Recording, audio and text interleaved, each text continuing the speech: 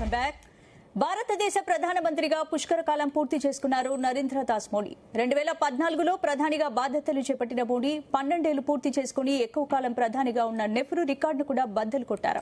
పుష్కర కాలంలో మోడీ పాలన ఎలా ఉందన్న దానిపై రకరకాల వాదనలు వస్తున్నాయి. దేశం ఎంతో పురోగతి సాధించిందని కమలనాథులు చెప్తుండగా ఆగమాగం చేశారని విపక్షాలు ఆరోపిస్తున్నాయి. దేశ ప్రధానిగా 12 ఏళ్లు పూర్తి చేసుకున్న మోడీ అంశంపై ఇవాళ డిఎన్ఏలో డిస్కస్ చేద్దాం. భారత్ ప్రధానిగా 12 ఏళ్లు పూర్తి చేసుకున్న మోడీ పాలనకు ప్రజలు ఇచ్చే అతిపెద్ద మార్క్ అంటే ఏం చెప్తారు? సో 12 సంవత్సరాల్లో ముందు మనం అచీవ్మెంట్స్ ఏంటి, ఫెయిల్యూర్స్ ఏంటి. ముందుగా అచీవ్మెంట్స్ అంటే ఈ సాధించిన విజయాలు. స్వతంత్ర భారతదేశ చరిత్రలో ఇవాల్టితో అత్యధిక కాలం ప్రధానమంత్రి సీట్లో ఎలక్టెడ్ ప్రైమ్ మినిస్టర్గా నెహ్రూ 17 సంవత్సరాలు చేశారు. 1947 ఆగస్టు 15 నుంచి 1964 వరకు 17 సంవత్సరాల మట్టు ప్రధానమంత్రిగా ఉన్నారు. కానీ ఆయన తొలిసారి అంతకుముందు ఎలక్టెడ్ కాలేదు. కాంగ్రెస్ పార్టీ ఆయన ప్రధానమంత్రిగా చెప్పింది తప్ప ఎన్నికల్లో ఎలక్ట్ అయింది 1952లో. సో 12 ఆ ప్రకారం చూసుకుంటే 12 సంవత్సరాలుగా నెహ్రూ ప్రధానమంత్రిగా ఉన్నారు. సో ఎలక్టెడ్ ప్రైమ్ మినిస్టర్గా అత్యధిక కాలం ఉంది. అత్యధికంగా చూసుకుంటే మనకు నరేంద్ర మోడీ నెహ్రూ రికార్డును బద్దలు కొడుతున్నారు. అట్లాగే ఎన్డీఏ 3 గవర్నమెంట్ కూడా 12 సంవత్సరాలు కంప్లీట్ చేసుకుంటుంది. సో ఈ 12 సంవత్సరాల్లో మెయిన్గా మనం చూద్దాం సక్సెస్, ఫెయిల్యూర్స్. సక్సెస్ ఏంటంటే అన్నిటికంటే ముందు, ఇంతకుముందు అసలు రాజీవ్ గాంధీ చెప్పేవాళ్ళు 100 రూపాయలు పేదలకి పంచితే గనక వాళ్ళ దాకా రీచ్ అయ్యేందుకు 15 రూపాయలు మాత్రమే రీచ్ అవుతుంది అనేవాళ్ళు. ఎందుకు? మధ్యలో మిగిలిన వాళ్ళు 85 రూపాయలు మింగేసేవాళ్ళు. కారణం ఏంటి? బ్యాంక్ అకౌంట్స్ లేవు. ఇప్పుడు మీరు ఏది చేసినా, ఏ స్కీమ్ చేసినా 100కు 100% రీచ్ అవుతుంది. ఎట్లా? Bank accounts. మోడీ అధికారంలోకి రాగానే మొట్టమొదట చేసింది ఏంటంటే జన్ ధన్ యోజన అని చెప్పి ప్రతి పేదవాళ్ళు కూడా బ్యాంక్ అకౌంట్ ఓపెన్ చేసేలా చేయగలిగారు. ఎన్ని కోట్ల బ్యాంక్ అకౌంట్లు? 52 కోట్ల బ్యాంక్ అకౌంట్లు చేసి దాన్ని ఆధార్ కార్డుకు అనుసంధానం చేశారు. ఇప్పుడు పిఎం కిసాన్, ప్రధానమంత్రి కిసాన్ లేదా రైతు బంధు పథకం కేసీఆర్ ప్రవేశపెట్టాడు. ఎట్లా వేస్తున్నారు ప్రభుత్వ స్కీమ్స్? ఇదివరకు ఏం జరిగేది? నగదు రూపంలోనో వేరే రూపంలో డిస్ట్రిబ్యూట్ చేస్తే అధికారులు మింగేసేవాళ్ళు. పెన్షన్స్ ప్రతి నెల 2,000 రూపాయల పెన్షన్ తెలంగాణ గవర్నమెంట్ ఇస్తుంది, ఆంధ్రప్రదేశ్ గవర్నమెంట్ 4,000 ఇస్తుంది. మధ్యలో వాళ్ళు నొక్కేసేవాళ్ళు. ఇప్పుడు డైరెక్ట్గా పెన్షన్స్ కానీ ఏది చేయాలన్నా సరే, పిఎం కిసాన్ కానీ, రైతు బంధు కానీ, రుణమాఫీ కానీ, ఏ వెల్ఫేర్ స్కీమ్ చేసినా 100కి 100% లబ్ధిదారులకు ఎట్లా జరుగుతుంది? జన్ ధన్ యోజన అని పెట్టి 52 కోట్ల బ్యాంక్ అకౌంట్లు తెరిపించారు. దీనివల్ల దేశంలో ఉన్న ప్రభుత్వాలు, కేంద్ర రాష్ట్ర ప్రభుత్వాలు వేసే డబ్బు డైరెక్ట్గా బెనిఫిషియరీకి చేరుతుంది, లబ్ధిదారుడికి చేరుతుంది. మధ్యలో మింగేసేది పోయింది. సో రాజీవ్ గాంధీ ఏదైతే చెప్పారో 100 రూపాయలు పేదల కోసం ఇస్తే 15 రూపాయలే పోతున్నాయి, మధ్యలో వాళ్ళు 85 రూపాయలు తింటున్నారన్న దాన్ని జన్ ధన్ యోజన ద్వారా మొదటిసారే క్లియర్ చేయగలిగారు. ఇక రెండవది achievement GST, goods and service tax. 2017-18లో చేపట్టిన జిఎస్టి అన్నది గేమ్ చేంజర్. ఇంకా పూర్తి స్థాయిలో ఇంప్లిమెంట్ చేస్తే బాగుండేదేమో. అంటే ఆల్కహాల్ కానీ, అంటే తర్వాత పెట్రోలియం ఉత్పత్తులను కానీ జిఎస్టీ పరిధిలోకి తీసుకొస్తే బాగుండేది. బట్ రాష్ట్ర ప్రభుత్వాలు వాళ్ళ ఆదాయం తగ్గుతుందని అంగీకరించలేదు. జిఎస్టీ ఇంప్లిమెంటేషన్ ద్వారా చాలా సింప్లిఫై అయిపోయింది. 2 టారిఫ్స్లు ఇప్పుడైతే. ఇంతకుముందు 4 టారిఫ్స్ ఉండేవి. 0, 5%, 18%. ఇంతకుముందు 0, 5, 12, 18, 28 ఇన్ని ఉండేవి. సో జిఎస్టీ ఇంప్లిమెంటేషన్ ఒకటి సక్సెస్ స్టోరీ. దాని తర్వాత డిజిటల్ ట్రాన్సాక్షన్స్, నోట్ల రద్దు సాధించిన విజయాల్లో భారతదేశంలో ఇదొకటి. నోట్ల రద్దు చేసినప్పుడు చాలా మంది ఇబ్బంది పడ్డారు. ఇప్పుడు యూపీఐ, యూనిఫైడ్ పేమెంట్స్ ఇంటర్ఫేస్. ఇంతకుముందు ఏమనే వాళ్ళంటే ఈ కూరగాయలు అమ్మేవాళ్ళు లేకపోతే చిరు వ్యాపారుల వాళ్ళ దగ్గర ఫోన్లు ఉంటాయా, వాళ్ళకి ఈ యూపీఐ సాధ్యం అవుతుందా అని క్వశ్చన్ చేసిన వాళ్ళు ఉన్నారు. కానీ నోట్ల రద్దు వల్ల అందరికీ ఒక ఏమంటారు దాని అనివార్యత ఏర్పడ్డది. ఇప్పుడు మీరు కూరగాయల వ్యాపారి దగ్గరకు పోయినా, చిరు వ్యాపారి దగ్గరకు పోయినా నోట్లు క్యారీ చేయాల్సిన అవసరం లేదు. ఏం చేస్తున్నారు? వెళ్ళి గూగుల్ పేనో లేకపోతే ఫోన్పేనో చేస్తున్నారు. సో గతంలో 2016లో ఇది 2 మిలియన్ ట్రాన్సాక్షన్స్ ఉండే, అంటే 20 లక్షల ట్రాన్సాక్షన్స్ ఉంటే ఇప్పుడు నెలకి 22 బిలియన్స్, అంటే 2200 కోట్ల ట్రాన్సాక్షన్స్ గూగుల్ పే ద్వారా లేకపోతే ఫోన్పే ద్వారా అవుతున్నాయి. దీని ద్వారా నగదుకు సంబంధించిన లావాదేవీలు తగ్గి డిజిటల్ ట్రాన్సాక్షన్స్ పెరిగాయి. ప్రపంచ దేశాలకు మన ఆదర్శమే. అమెరికా, ఆస్ట్రేలియా లాంటి దేశాలు కూడా మన దగ్గర అసలు, ఎందుకంటే అమెరికాలో కూడా లేవు ఇంత ట్రాన్సాక్షన్, డిజిటల్ ట్రాన్సాక్షన్స్. ప్రధానికి నోట్లు క్యారీ చేయాలి. ఇప్పుడు ఎవరైనా నోట్లు క్యారీ చేస్తున్నారా? మొబైల్ క్యారీ చేస్తే చాలు. నేనైతే పర్సులో డబ్బులు పెట్టుకోవడం తగ్గించాను. ఇంకా నాకు తెలిసి చాలా మంది కూడా పర్సులో డబ్బులు లేకుండా ఓన్లీ మొబైల్ పెట్టుకుని పోతారు, పోయి స్కాన్ చేస్తారు, లేకపోతే గూగుల్ పే నెంబర్ అడుగుతారు, చేసేస్తారు. సో ఇదొక చాలా పెద్ద సక్సెస్ స్టోరీ. అట్లాగే వెల్ఫేర్ స్కీమ్స్ సంబంధించి మనం చూసుకుంటే గనక, ఒకటి ఆయుష్మాన్ భారత్ కింద 5 లక్షల వరకు ఉచిత వైద్యం ఇచ్చారు. సరే, మన రాష్ట్రాల్లో ఆరోగ్యశ్రీ ఉండడం వల్ల తెలంగాణ, ఆంధ్రప్రదేశ్లో ఇంప్లిమెంట్ కావట్లేదు పూర్తి స్థాయిలో, కానీ మిగతా రాష్ట్రాల్లో చాలా వరకు కూడా ఇది ఇంప్లిమెంట్ అవుతున్న పరిస్థితి. అట్లాగే 5 లక్షల కోట్ల $5 ట్రిలియన్ ఎకానమీకి మనం దగ్గరలో ఉన్నాం. $4 ట్రిలియన్ ఎకానమీ ఆర్థిక వ్యవస్థ పెరిగింది. జీడిపి వృద్ధి రేటు దాదాపు ప్రతి సంవత్సరం చూసుకుంటే 7 నుంచి 8% జీడిపి వృద్ధి రేటు వచ్చిన పరిస్థితి. ఇక ఇన్ఫ్రాస్ట్రక్చర్, రోడ్ల స్వరూపం మారిపోయింది. మొత్తం రోడ్ల స్వరూపం, జాతీయ రహదారుల స్వరూపం మారిపోయింది. తెలంగాణలో మీరు ఎక్కడన్నా చూడండి, స్టేట్ హైవే మీద ప్రయాణిస్తే ఎన్ని గుంతలు ఉంటాయి, మున్సిపల్ రోడ్ల మీద ప్రయాణిస్తే లేదా R&B రోడ్ల మీద ప్రయాణిస్తే రోడ్లు ఎట్లా ఉన్నాయి, నేషనల్ హైవేస్ ఎట్లా ఉన్నాయి చూడండి. అంతేనా? మీ ఆదిలాబాద్ పోయే హైవే ఎంత బాగుంటుంది, లేదా విజయవాడ హైవే అయినా, ఏ హైవే అయినా చూసుకోండి ఎంత బాగుంటుందో చూడండి. రాష్ట్ర ప్రభుత్వాలు వేసిన రోడ్లు ఏ విధంగా ఉంటాయి చూడండి. తెలంగాణ అనుకోండి, ఆంధ్రప్రదేశ్ అనుకోండి, గుంతలు లేని రోడ్లు రాష్ట్ర ప్రభుత్వాల రోడ్లు కాదు. ప్లస్ చాలా నేషనల్ హైవేస్ పరంగా తెలంగాణ, ఆంధ్రప్రదేశ్కే కాదు దేశవ్యాప్తంగా చాలా లాభం జరిగింది. మొన్న కూడా మంచిర్యాల నిజామాబాద్ హైవే 7,500 కోట్ల రూపాయలతో కరీంనగర్ వరంగల్ హైవే కంప్లీట్ అవుతుంది. మంచిర్యాల నిజామాబాద్ హైవే, ఇటువంటివన్నీ కూడా చాలా అవుతున్నాయి. తర్వాత రైల్వేస్ పరంగా చూస్తే మీరు చూడండి, వందే భారత్ రైలు ఊహించామా? వందే భారత్ రైలు ఎంత అద్భుతమైన రైలు భారతదేశంలో. ఇంతకుముందు రైలు అంటే రైల్వే స్టేషన్ అంటే ఎట్లా ఉండేది, ఇప్పుడు ఎట్లా మారిపోయింది, పరిస్థితి ఏ విధంగా మారిపోయింది. సో ఇన్ఫ్రాస్ట్రక్చర్ పరంగా చూసుకుంటే పవర్ కానుకోండి, ఇంతకుముందు కరెంటు పోయేది, ఎప్పుడు వచ్చేది తెలియదు. ఇప్పుడు అన్ని రాష్ట్రాల్లో కూడా నార్త్ సౌత్ గ్రిడ్ కనెక్టివిటీ చేయడం వల్ల మనకి విద్యుత్ ఒక 15 నిమిషాలు 20 నిమిషాలు అర్ధగంట పోతే తట్టుకోలేని పరిస్థితి వచ్చింది. ఇన్వర్టర్ల బిజినెస్ చాలా నడిచేది ఇదివరకు, ఇప్పుడు ఉందా? ఇదంతా కూడా సక్సెసే కదా. పవర్ సర్ప్లస్ అయినాం. సోలార్ పవర్ చూడండి, మనం సోలార్ పవర్ గతంలో యూనిట్కు 12 రూపాయలు అయ్యేది, ఇప్పుడు సోలార్ పవర్ యూనిట్కు 2 రూపాయలకు రూపాయికి వచ్చేసింది. కొన్ని సమయాల్లో ఫ్రీగా కూడా సోలార్ పవర్ అమ్మేందుకు సిద్ధంగా ఉన్నారు పగటిపూట. గతంలో రైతులు రాత్రిపూట విద్యుత్, ఉచిత విద్యుత్ రాత్రిపూట మాత్రమే ఇచ్చేవాళ్ళు, ఎందుకంటే రాత్రిపూట డిమాండ్ తక్కువ ఉందని చెప్పి. రైతులు పాపం పాము కాట్లు, తెలికాట్లకు గురయ్యేవాళ్ళు, లేదా కరెంట్ షాకులు వచ్చేవి రాత్రిపూట చీకట్లో. ఇప్పుడు పగటి పూటనే విద్యుత్ వస్తుంది. దీనికి కారణం solar power, wind power revolution. America, China తర్వాత, అమెరికాను కూడా మనం సర్పాస్ చేసామట సోలార్ పవర్లో. చైనా తర్వాత మన నెంబర్ 2 సోలార్ పవర్, విండ్ పవర్లో ఉన్నాం. ఇంతకుముందు బొగ్గు ద్వారా మాత్రమే ఉత్పత్తి అయ్యేది. సో ఇటువంటి చాలా ఉన్నాయి. ఎలక్ట్రానిక్స్ మ్యానుఫ్యాక్చరింగ్, ఇంతకుముందు మేక్ ఇన్ ఇండియా, చిన్న ఈ సెల్ ఫోన్ కూడా యాపిల్ ఫోన్లు అయినా, లేకపోతే వివో అయినా, రియల్మీ అయినా, ఏ ఫోన్లు అయినా కూడా మన దేశంలో తయారయ్యి కాదు, చైనాలో, కొరియాలో తయారై వచ్చాయి. ఇప్పుడు మాత్రం మేడ్ ఇన్ ఇండియా.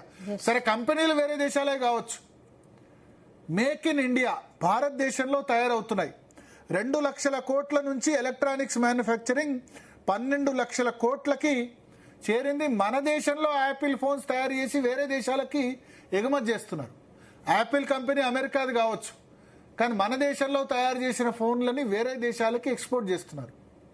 ఇవన్నీ కూడా ఈ గవర్నమెంట్ హయాంలో కీలక జరిగింది. Make in India, digital India, ఆత్మ నిర్భర్ భారత్ ఇవన్నీ జరిగాయి. ఎస్. అండ్ ముఖ్యంగా ఇదేంటి జిఎస్టీ నోట్ల రద్దు విషయాలు. ఎస్, నోట్ల రద్దు సంబంధించి కొన్ని ఏమంటారు చెడు ఉంది, మంచి ఉంది. నోట్ల రద్దు సందర్భించి డిజిటల్ మాత్రం అందరూ చేసుకోగలిగారు. అంటే డిజిటల్ ట్రాన్సాక్షన్స్ చాలా పెద్ద సంఖ్యలో పెరిగాయి. పెరగడం వల్ల మనకు మంచి కూడా జరిగిన పరిస్థితి ఉంది. ఎందుకంటే ఆ అనివార్యత కారణంగా అందరూ కూడా అడాప్ట్ చేసుకున్నారు. ఇప్పటికీ అమెరికా, ఆస్ట్రేలియా, యూరోపియన్ కంట్రీస్లో మన యూపీఐ టెక్నాలజీని అడుగుతున్నారు వాళ్ళు. అక్కడ ప్రజల్లో ఇంకా అలవాటు కాలేదు. సో ఇక్కడ ప్రజల్లో ఈవెన్ లో ఇన్కమ్ గ్రూప్స్ కూడా ప్రతి ఒక్కళ్ళకి అలవాటు అయిపోయింది. తర్వాత మొబైల్ 4G 5G కానీ మొబైల్ పెనట్రేషన్ మనది ఏ విధంగా పెరిగింది. ఒక 10-12 సంవత్సరాల క్రితం ఎట్లా ఉండేది, ఇప్పుడు ఎట్లా ఉండేది. డాటా, ఇంటర్నెట్ ఏ విధంగా ఉండేది, ఇప్పుడు ఏ విధంగా ఉండేది, డాటా యూసేజ్ కానీ. ఇవన్నీ కూడా ఒక విధంగా చెప్పాలంటే సక్సెస్ స్టోరీస్ అని మనం చెప్పాలండి. చాలా స్టార్టప్స్ వచ్చాయి. ఇన్నోవేషన్, చాలా స్టార్టప్స్. జొమాటో, స్విగ్గీ, ఇంట్లో కూర్చొని తినేస్తున్నాం మనం, వంట వండుకోవాల్సిన అవసరం లేకుండా. ఫ్లిప్కార్ట్, ఇటువంటివన్నీ కూడా చాలా కంపెనీస్ వచ్చాయి. ఇదంతా కూడా స్టార్టప్స్, ఇన్నోవేషన్ ద్వారా మనకు పెరిగిన పరిస్థితి. తర్వాత ఏమంటారు బ్యాడ్ లోన్స్. ఒక విధంగా చెప్పాలంటే బ్యాంకింగ్ సిస్టమ్ వచ్చిన మొదటి 2-3 సంవత్సరాల్లో విజయ్ మాల్యా, లలిత్ మోడీ, నీరవ్ మోడీ అందరూ కూడా బ్యాంకులను ఎగ్గొట్టి వేరే దేశాలకు పారిపోయినారు. అంతేనా? ప్రభుత్వ రంగ బ్యాంకులు తీవ్ర నష్టాల్లో ఉండే. ఐడిబిఐ బ్యాంకు, తర్వాత ఎస్ బ్యాంకు, అన్ని స్కామ్లే. ఇప్పుడు బ్యాంకులని మెర్జ్ చేశారు. స్టేట్ బ్యాంక్ ఆఫ్ ఇండియా గతంలో 5-6 బ్యాంకులను మెర్జ్ చేసుకుంది. State bank of Hyderabad, Bikaner, state bank of Jaipur, ఇటువంటి బ్యాంకులన్నీ కూడా స్టేట్ బ్యాంక్ ఆఫ్ ఇండియాలో విలీనమయ్యాయి. మన ఆంధ్ర బ్యాంకు కూడా యూనియన్ బ్యాంక్ ఆఫ్ ఇండియాలో విలీనమైంది. Success story. బ్యాంకులన్నీ విలీనమయ్యి అతిపెద్ద బ్యాంకు, ప్రపంచంలో అతిపెద్ద బ్యాంక్గా స్టేట్ బ్యాంక్ ఆఫ్ ఇండియా నిలిచింది. యూనియన్ బ్యాంకులో ఆంధ్ర బ్యాంక్ అయ్యి ప్రభుత్వ రంగ బ్యాంకులన్నీ కూడా గతంలో లాస్లో ఉన్న పరిస్థితి నుంచి టర్న్ అరౌండ్ అయిపోయింది. ఒక్కసారిగా మారిపోయింది సిచ్యువేషన్. మారిపోయి ప్రభుత్వ రంగ బ్యాంకులు ఇప్పుడు పిఎస్యు బ్యాంక్ స్టాక్స్ అన్ని కూడా విపరీతంగా పెరుగుతున్నాయి. తర్వాత ఆర్టికల్ 370 రద్దు. ఎప్పుడైనా మన చిన్నప్పుడు గోడ రాతలో చూసేవాళ్ళం 2 విషయాలు. ఏంటంటే 3 విషయాలు. ఒకటి ఆర్టికల్ 370 రద్దు. కాశ్మీర్ భారతదేశంలో అంతర్భాగం కావాలి అని ప్రతి ఒక్కళ్ళు కలగనేవాళ్ళు. కాశ్మీర్కి ఒక రాజ్యాంగం, భారతదేశానికి ఒక రాజ్యాంగం ఉండాలా. ఏక్ దేశ్ మే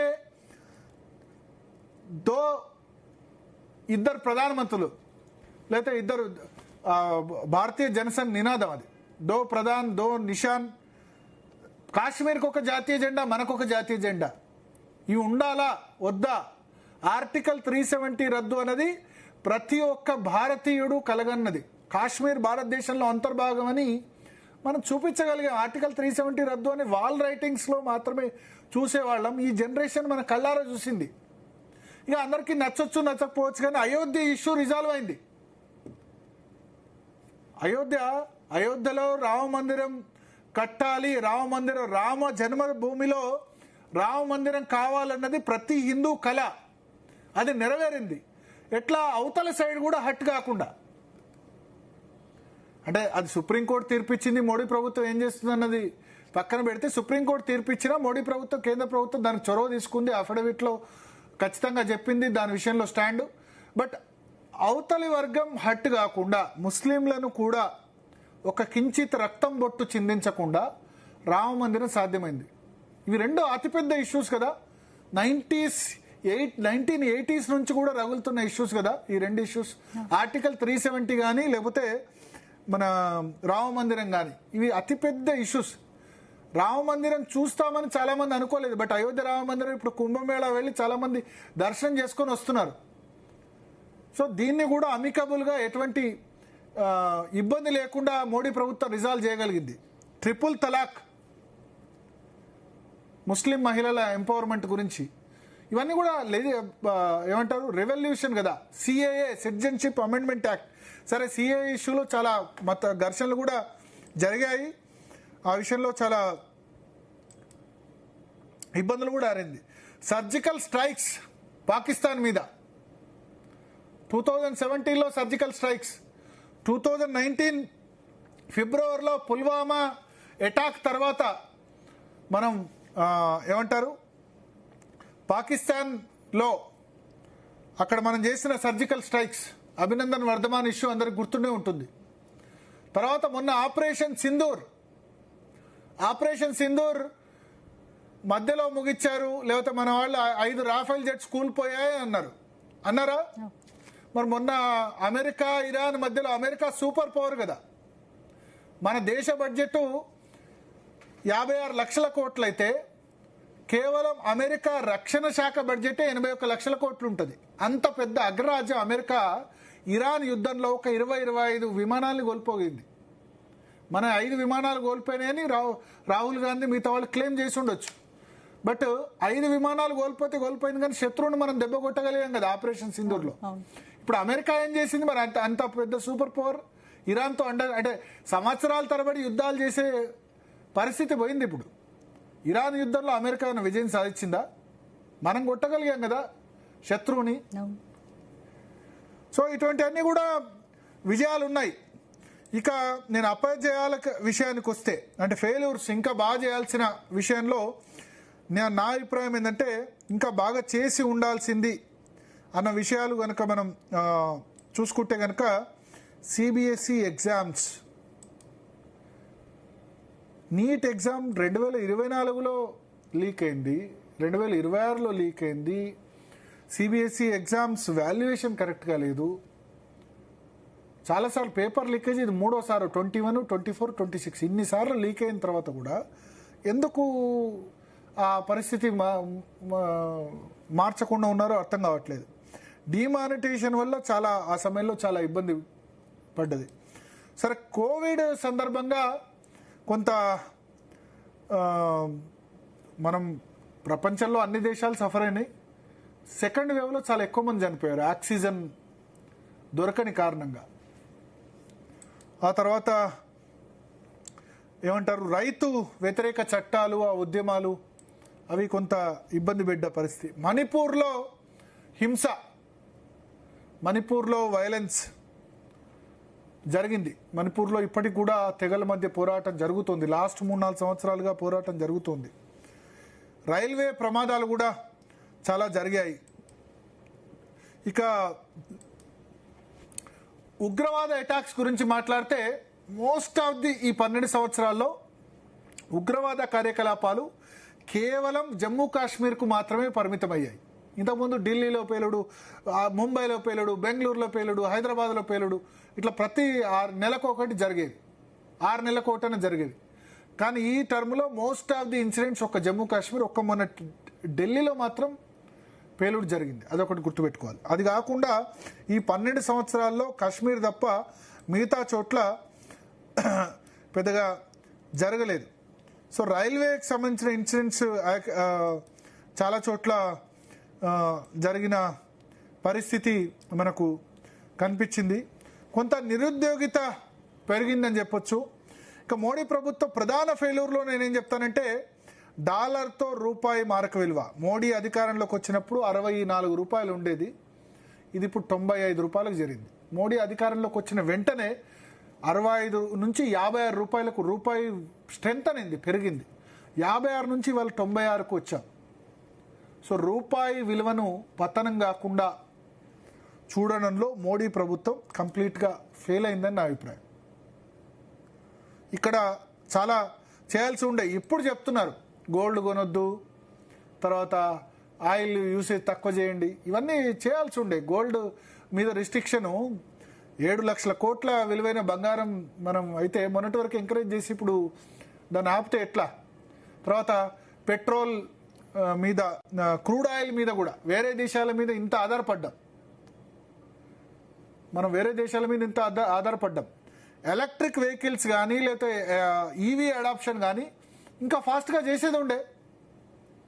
చైనాలో ఇప్పుడు కొంటున్న ప్రతి 100 వాహనాల్లో 50 వాహనాల్లో ఎలక్ట్రిక్ వెహికల్స్, అంటే 50% ఎలక్ట్రిక్ వెహికల్స్ కొంటున్నారు. మన దగ్గర కార్లలో 4%, 2 వీలర్స్లో 6%.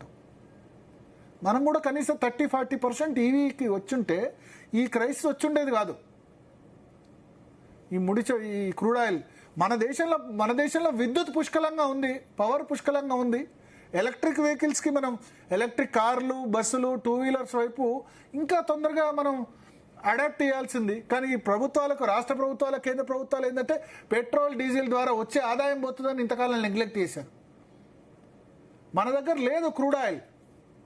మన దేశం ప్రొడ్యూస్ చేసేది 10-15%. సో అందుకనే ఈ విషయంలో కూడా నేను ఫెయిల్యూర్గా చెప్తాను. సో మాట్లాడదాం ఇంకా 12 సంవత్సరాలకు సంబంధించిన సక్సెస్, ఫెయిల్యూర్ ఏంటి అన్న విషయం మీద మనతో పాటు పాపారావు గారు, అదేవిధంగా డాక్టర్ పెంటపాటి పుల్లారావు గారు, భారతీయ జనతా పార్టీ నుంచి ప్రకాష్ రెడ్డి గారు, చరణ్ కౌశిక్ గారు, కాంగ్రెస్ పార్టీ నుంచి సుప్రద్ పటేల్ గారు, బీఆర్ఎస్ నుంచి జాయిన్ అవుతున్నారు. ముందుగా పుల్లారావు గారు, సార్ మ్యూట్ తీసేయండి సార్. ఎస్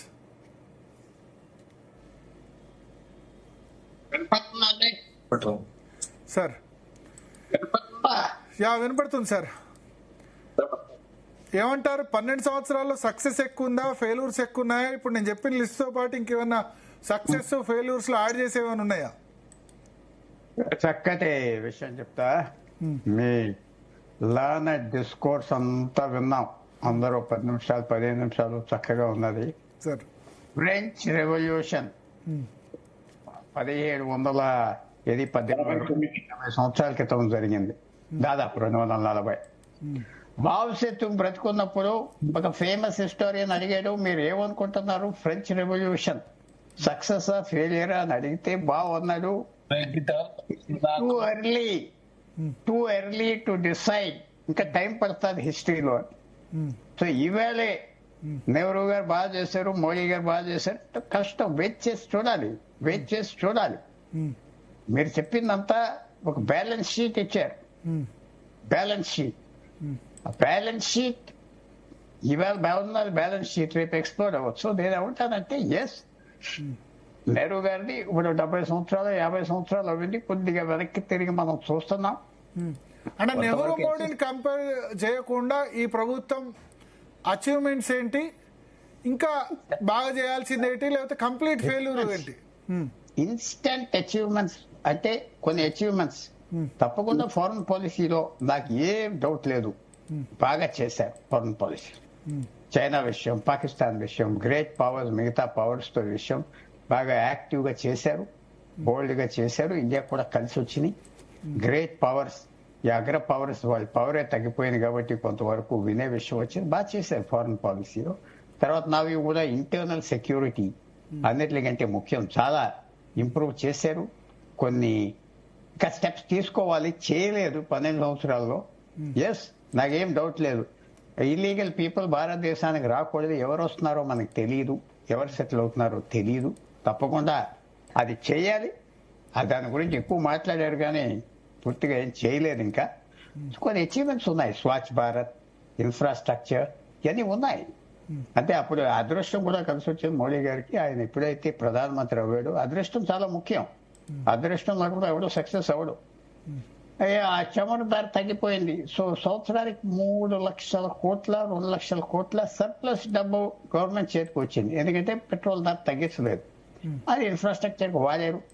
ఎక్కువగా టూ మచ్ ఎక్స్ట్రాగా కట్టేశారు ఇన్ఫ్రాస్ట్రక్చర్ అని నా వ్యూ. ఒక 20% తగ్గించవలసింది. ఇవన్నీ అచీవ్మెంట్స్ ఉన్నాయి. అలాగే పని కూడా కొన్ని నెగటివిటీస్ ఉన్నాయి. ముఖ్యంగా ఇవాళ కూడా నాకు ఒక విషయంలో జ్ఞాపకం వస్తే నిద్రపోతా ఉంటారు.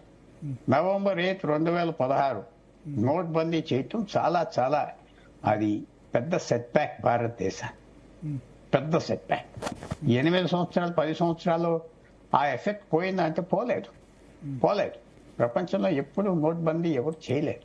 అలాంటి స్టెప్స్ కొంచెం చేసాక ఆలోచించుకోవటం తప్పకుండా చేయకుండా ఉంటే బాగుంది.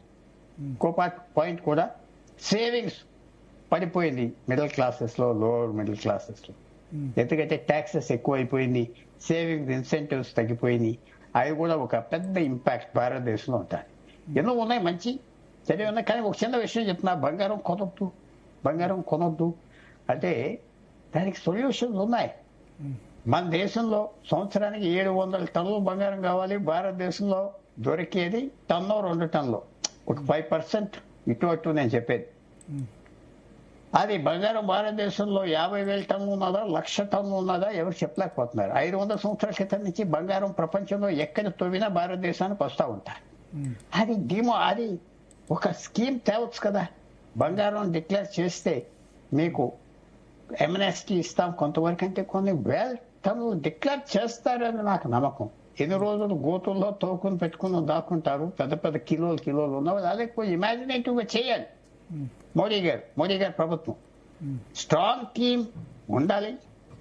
నాకు కొంచెం ఆర్థిక వ్యవస్థలో నాకు వీక్నెస్ కనపడుతుంది. తర్వాత దక్షిణాదికి కూడా ఎస్సిమెట్రికల్ గవర్నమెంట్ అయిపోయింది. ఎస్సిమెట్రికల్ అంటే ఎస్, మంచి నార్త్ ఇండియా, వెస్ట్ ఇండియా మంచి రిప్రజెంటేషన్ ఉన్నది, సౌత్ ఇండియాకి లేదు. అంటే వెంటనే ఏమంటారంటే నిర్మలా సీతారామన్ గారు లేరా, జయశంకర్ గారు లేరా అంటే అది వదిలేదు. నేను దాంట్లో డిబేట్కి రాను. వాళ్ళు పెద్ద ఫిగర్ కానీ పొలిటికల్ ఫిగర్స్ కాదు. అది కూడా కరెక్ట్ చేసుకోవాలి. సౌత్కి స్టాల్వర్స్ కావాలి, లేరు కదా అంటారు, తయారు చేయాలి. వాళ్ళని తీసుకొచ్చి తిప్పి వాళ్ళకి మంత్రులు ఇవ్వండి, లీడర్షిప్ పొజిషన్లు ఇవ్వండి, చేయాలి. కొన్ని పనులు చేయవలసినవి ఉన్నాయి, కొన్ని చేశారు.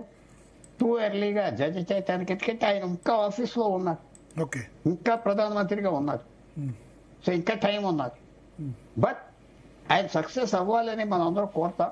బట్ సమ్ అమెండ్మెంట్స్ చేసుకోవాలని మాత్రం నాకు. అలాగే నెహ్రూ గారు కూడా ఆయన పరిపాలన అంతా సవ్యంగా జరిగింది, బ్రహ్మాండంగా కాదు, చాలా ప్రాబ్లమ్స్ వచ్చింది, చాలా ప్రాబ్లమ్స్. తర్వాత లాస్ట్ సెంటెన్స్ చెప్తున్నా, పాలిటిక్స్ లో ఒకటి ఉన్నారు భరత్ గారు, నా ఫేవరెట్ సెయింగ్.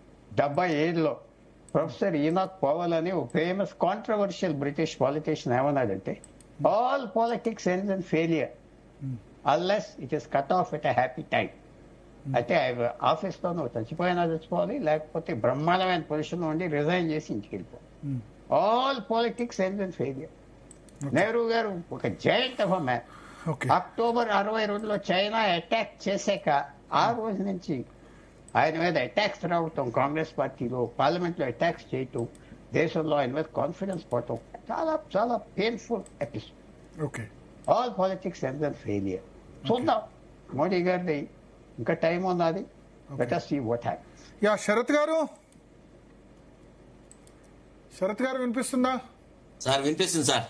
సో ఏమంటారు, మీ దృష్టిలో సక్సెస్ ఏంటి, ఫెయిల్యూర్స్ ఏంటి? చాలా మంది గెస్ట్ ఉన్నారు కాబట్టి కొంచెం బ్రీఫ్ గా. ఎస్ సార్, ఒకటి ఇప్పుడు చాలా మంది మేధావులు ఉన్నారు, వాళ్ళతో పోలిస్తే నేనెంత గానీ మా సీనియర్ కూడా ఉన్నాడు పుల్లారావు సార్.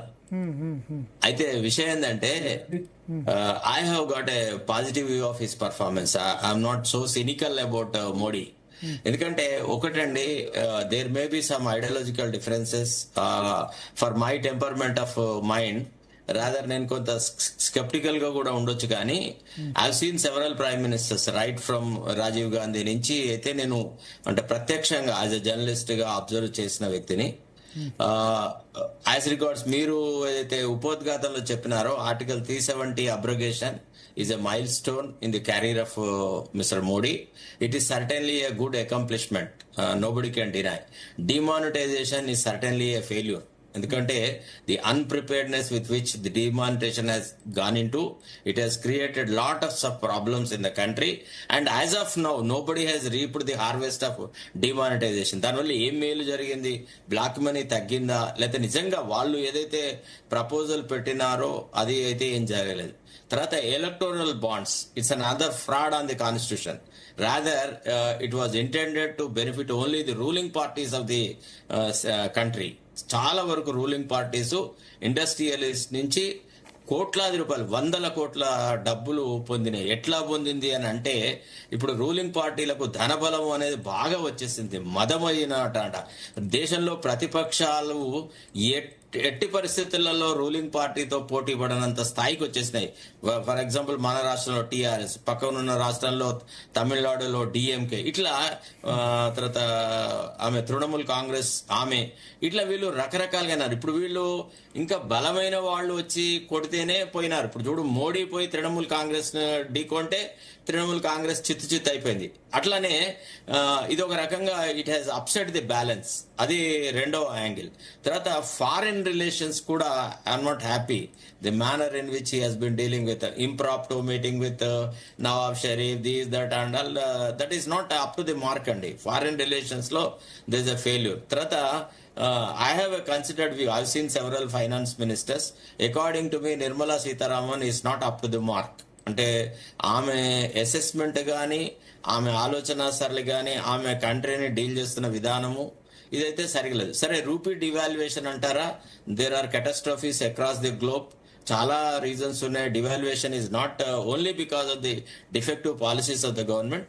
ఇంటర్నేషనల్ సిచ్యువేషన్ కూడా సరిగా కోఆపరేట్ చేయలేకపోతుంది. అంటే ఒకవేళ 10 కి ఎన్ని మార్కులు ఇస్తారు అని అంటే, నేనైతే ఒక 6.5 నుంచి 7 మార్కులు ఇవ్వగలను సార్ మోడీ పరిపాలనకు. అంతకంటే ఎక్కువ ఇచ్చే జనరాసిటీ నాకు లేదు. So in my view he has not done any. తర్వాత ఒక్కటి ఏం జరిగిందంటే, దేశంలో ఒక గొప్ప డెవలప్మెంట్ ఏంది అంటే, కుంభకోణాలు లేని ప్రభుత్వం వచ్చింది సార్.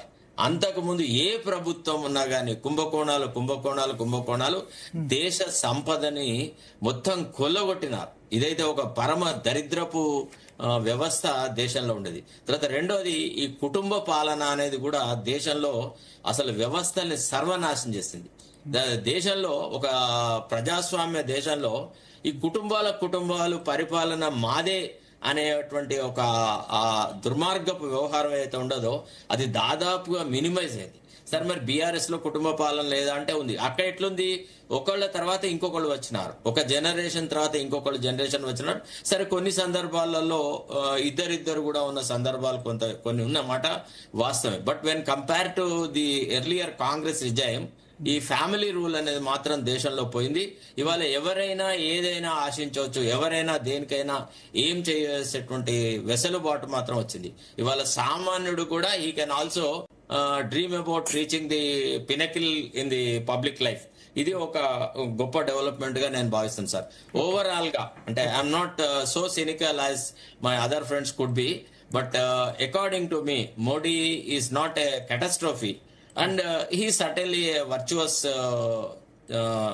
ప్రైమ్ మినిస్టర్ గానే మనం భావిస్తాము. In the history he will go down as the one who head stabilised the political system అనేది చెప్పొచ్చు. సరిగా ఈ ఎలక్టోరల్ ఇవి, తర్వాత ఓట్ల ఇది మన మిషన్స్, పోలింగ్, ఇవి ఇట్లాంటి వాటి మీద కొన్ని అపోహలున్నా, ఆన్ ది హోల్ ప్రతిపక్షాలు కూడా అంత ఆపర్చునిస్టిక్ స్టాండ్. వాళ్ళు గెలిస్తేనేమో ఈవీఎంల గురించి ఒక రకంగా మాట్లాడతారు, ఓడిపోతే ఒక రకంగా మాట్లాడతారు, అంత రకరకాలుగా ఉంది. తర్వాత ఇంకొక డెవలప్మెంట్ ఏం జరిగిందంటే, కాంగ్రెస్ ఏదైతే మోనోపోలిస్టిక్ పాలిటిక్స్ చేసిందో దేశంలో, అంటే ఎక్కడ ఏం జరిగినా మేం తప్ప వేరే గతి లేదు అన్న దాన్ని ఒక రీజనల్ పార్టీ స్థాయికి చేర్చినటువంటి ఘనత కూడా మోడీకే దక్కుతుందని నేను చెప్పొచ్చు sir. So in my considered view I can give about 7 marks to Modi out of 10. Paparao గారు, గుడ్ ఈవినింగ్. మీ వ్యూ ఏంటి?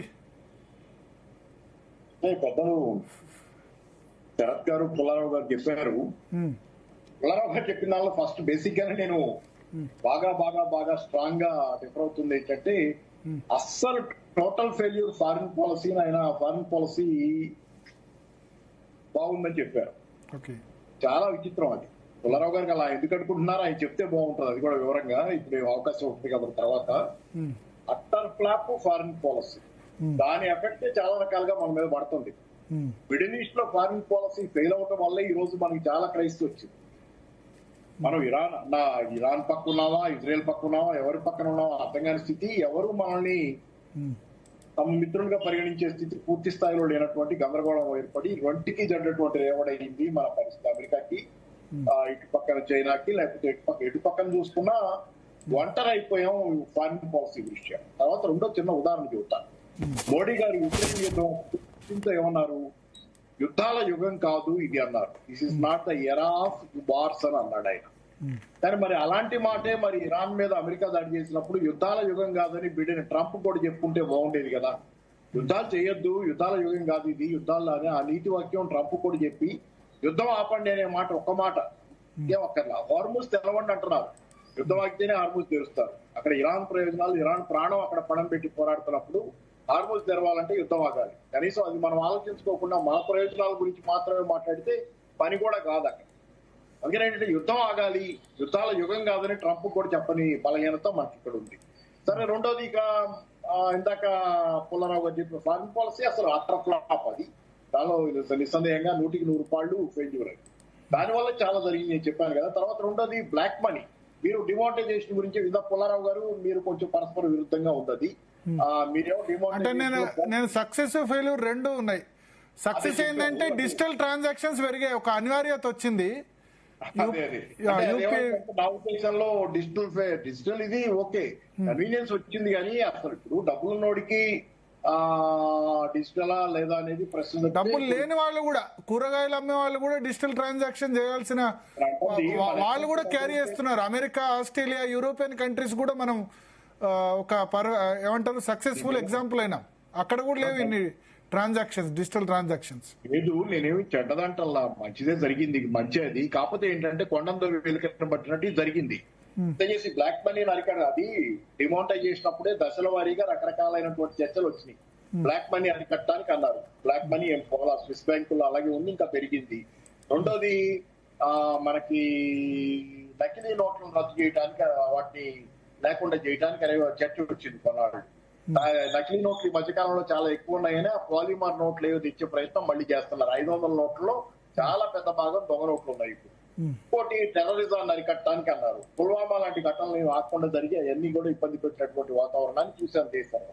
కానీ చాలా ఫెయిల్యూర్స్ ఉన్నాయి దానిలో. Demonetization is a major blunder and a mistake. కానీ బై ప్రొడక్ట్ కొన్ని మంచి జరిగినాయి. అసలు ఆ డిమానిటైజేషన్ లేకుండానే యూపీఐ లాంటివి తెచ్చి ఉంటే బాగుండేది. డిమానిటైజేషన్ అక్కర్ల దానికోసం. మనం తెచ్చుకోదలుచుకుంటే, డిజిటలైజేషన్ చేయదలుచుకుంటే దానికోసం డిమానిటైజేషన్ అవసరం లేదు. మరి ఆ మాటకు వస్తే డిమానిటైజేషన్ జరిగినప్పుడు పెద్ద నోట్లు రద్దు అన్నాం. వాళ్ళు ఏమైంది, ఆ రోజు సర్క్యులేషన్ లో ఉన్న చాలా కరెన్సీ కంటే డబుల్ పైన ఈ రోజు సర్క్యులేషన్ లో కరెన్సీ ఉంది. ఆ రోజు సుమారుగా 19 లక్షల కోట్ల దాకా 16 లక్షల కోట్ల దాకా చలామణిలో కరెన్సీ ఉంది, టోటల్ కరెన్సీ. ఈ రోజు దానికి డబుల్ ఉంది మార్కెట్ లో కరెన్సీ, అంతకంటే ఎక్కువ ఉంది. మరి యూపీఐ లాంటివి వస్తే కరెన్సీ తగ్గాలి యూసేజ్. మనం అంతా యూపీఐ వాడుతున్నాం ఎక్కువ. మరి ఆ పక్కన కరెన్సీ ఎందుకు పెరిగింది? కరెన్సీ ఎందుకు పెరిగిందంటే దేశంలో 2 ప్యారలల్ ఎకానమీలు నడుస్తున్నాయి. ఒకటి మనలాంటి వాళ్ళు ట్రాన్స్పరెంట్ గా చేసే లావాదేవీల తాలూకు యూపీఐ ఎకానమీ, మనం అంతా కనపడుతూనే ఉంటాం. ఎక్కడ ఏం చేస్తున్నాం మనం అన్ని ఎకానమీ కనపడుతుంది, అది ట్యాక్సబుల్ కనపడుతుంది. రెండో పక్కన పెద్ద మనుషులు దొంగలంతా చేసుకునే ట్రాన్సాక్షన్స్ కోసం నకిలీ డబ్బంతా నగదులో చేస్తున్నారు లావాదేవీలు. పెద్ద మనుషులు దొంగలంతా చాలా పెద్ద ఎత్తున స్కామ్ అక్కడ జరుగుతుంది. స్కామ్ 2 ఎకానమీలు ఉన్నాయి ఈ దేశంలో ఈ రోజు. ఒక ఎకానమీకి సంబంధం లేదు. యూపీఐలో ఉన్న మన ఎకానమీ ఒకటి, మామూలు వాళ్ళది పెద్ద మనుషులు దొంగలు ఉండే ఎకానమీ, కరెన్సీలో ఉన్నటువంటి ఎకానమీ. అందుకే కరెన్సీ సర్క్యులేషన్ పెరిగింది. ఇంకోటి నేను సరే ఇట్లా ఏవైనా ఏంటంటే చాలా ఫెయిల్యూర్. రూపాయి పత్రం సరే, మోడీ గారు తప్పనే పూర్తిగా అనకపోయినా, మరి మోడీ గారు ఆ రోజు అంత ఎత్తున గొడవ చేశారు కదా కాంగ్రెస్ ఉండగా. 64 రూపాయలకి ఏదో పత్రం అయినప్పుడు చాలా పెద్ద ఎత్తున 64 నుంచి ఆయన అధికారంలోకి చేపట్టగానే 56కు వచ్చింది నెల రోజులు. 56 నుంచి ఇప్పుడు 95, 58 రూపాయల చిల్లరకు వచ్చింది ఆ రోజు. ఆయన అధికారంలోకి రాగానే 58 రూపాయల 50 పైసలు చిల్లర ఆ ప్రాంతంలోకి బాగా బలపడింది. నా దృష్టిలో అతిపెద్ద ఫెయిల్యూర్ అదే. అవును, అదే. మరి ఇప్పుడు అది అక్కడి నుంచి ఎక్కడికి వచ్చాం మనం. ఎందుకంటే ఎకానమీకి రిఫ్లెక్షన్ అది. రూపాయి అనేది ఆర్థిక బలానికి ప్రతిబింబం. ఆర్థికంగా మనం బలం ఉంటే దాని అర్థంలో చూపించినట్టుగా రూపాయి బలంగా కనపడుతుంది. అయితే ఒక కౌంటర్ క్వశ్చన్ ఇక్కడ. ఇప్పుడు చైనా తన కరెన్సీని తాను తగ్గించుకుంటది, యువాన్ ను. ప్లస్ డాలర్ తో పోలిస్తే అన్ని కరెన్సీలు కూడా బలహీనమైనాయి లాస్ట్ 12 సంవత్సరాల్లో. మన ఇదొకటే కాదు కదా. ఇప్పుడు ఈ మధ్యకాలంలో మీరు ఫాలో అయినట్లేరు. మన ఈ మధ్యకాలంలో జరుగుతున్న పరిణామాల్లో rupee is the worst performing currency in Asia. Last 1 year గా ఆసియాలో అన్ని కరెన్సీల కంటే వరస్ట్ పర్ఫార్మింగ్ కరెన్సీ. దాంతో పాటుగా మీకు ఈ మధ్య కాలంలో డాలర్ బలహీన పడతాం. ఇప్పుడు ఈ ఇరాన్ వార్ తర్వాత కొంత డాలర్ బలపడుతుంది అప్పుడప్పుడు. కానీ దాంతో పాటుగా మీకు ఏంటంటే ఓవరాల్ గా డాలర్ బలహీన పడటం అనేది ట్రంప్ వచ్చిన తర్వాత చాలా ఆబ్వియస్ గా క్లియర్ గా కనపడుతుంది. ఆ క్రమంలో జరుగుతుంది ఏంటంటే డాలర్ బలహీన పడుతున్నప్పుడు ప్రపంచంలో నేను ఒక 5-6 నెలల క్రితం డేటా ప్రకారం 23 కరెన్సీలు తీసుకుంటే దానిలో ఒక 20 కరెన్సీలు డాలర్ కి అగెనెస్ట్ గా అవి బలపడ్డాయి. 3 కరెన్సీలు మాత్రమే బలహీనపడ్డాయి. దానిలో భారత కరెన్సీ కూడా ఉంది, టర్కీ కూడా ఉంది అనుకుంటా, నాకు గుర్తులేదు.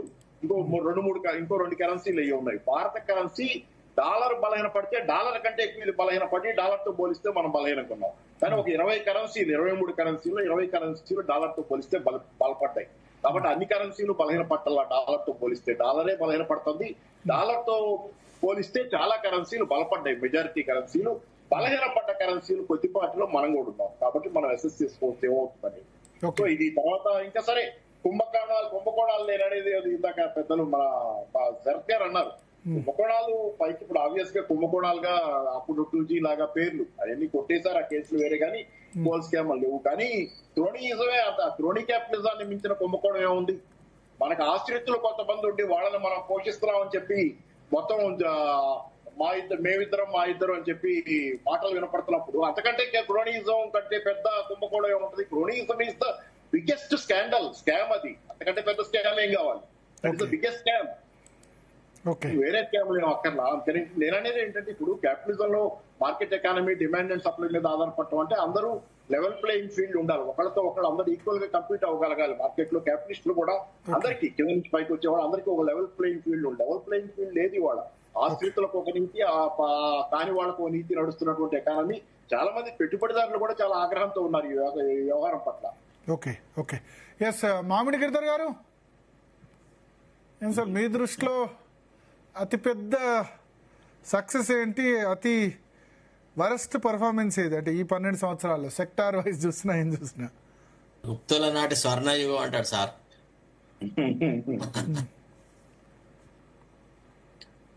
సార్ చెప్పండి మామిడి గిరిధర్ గారు.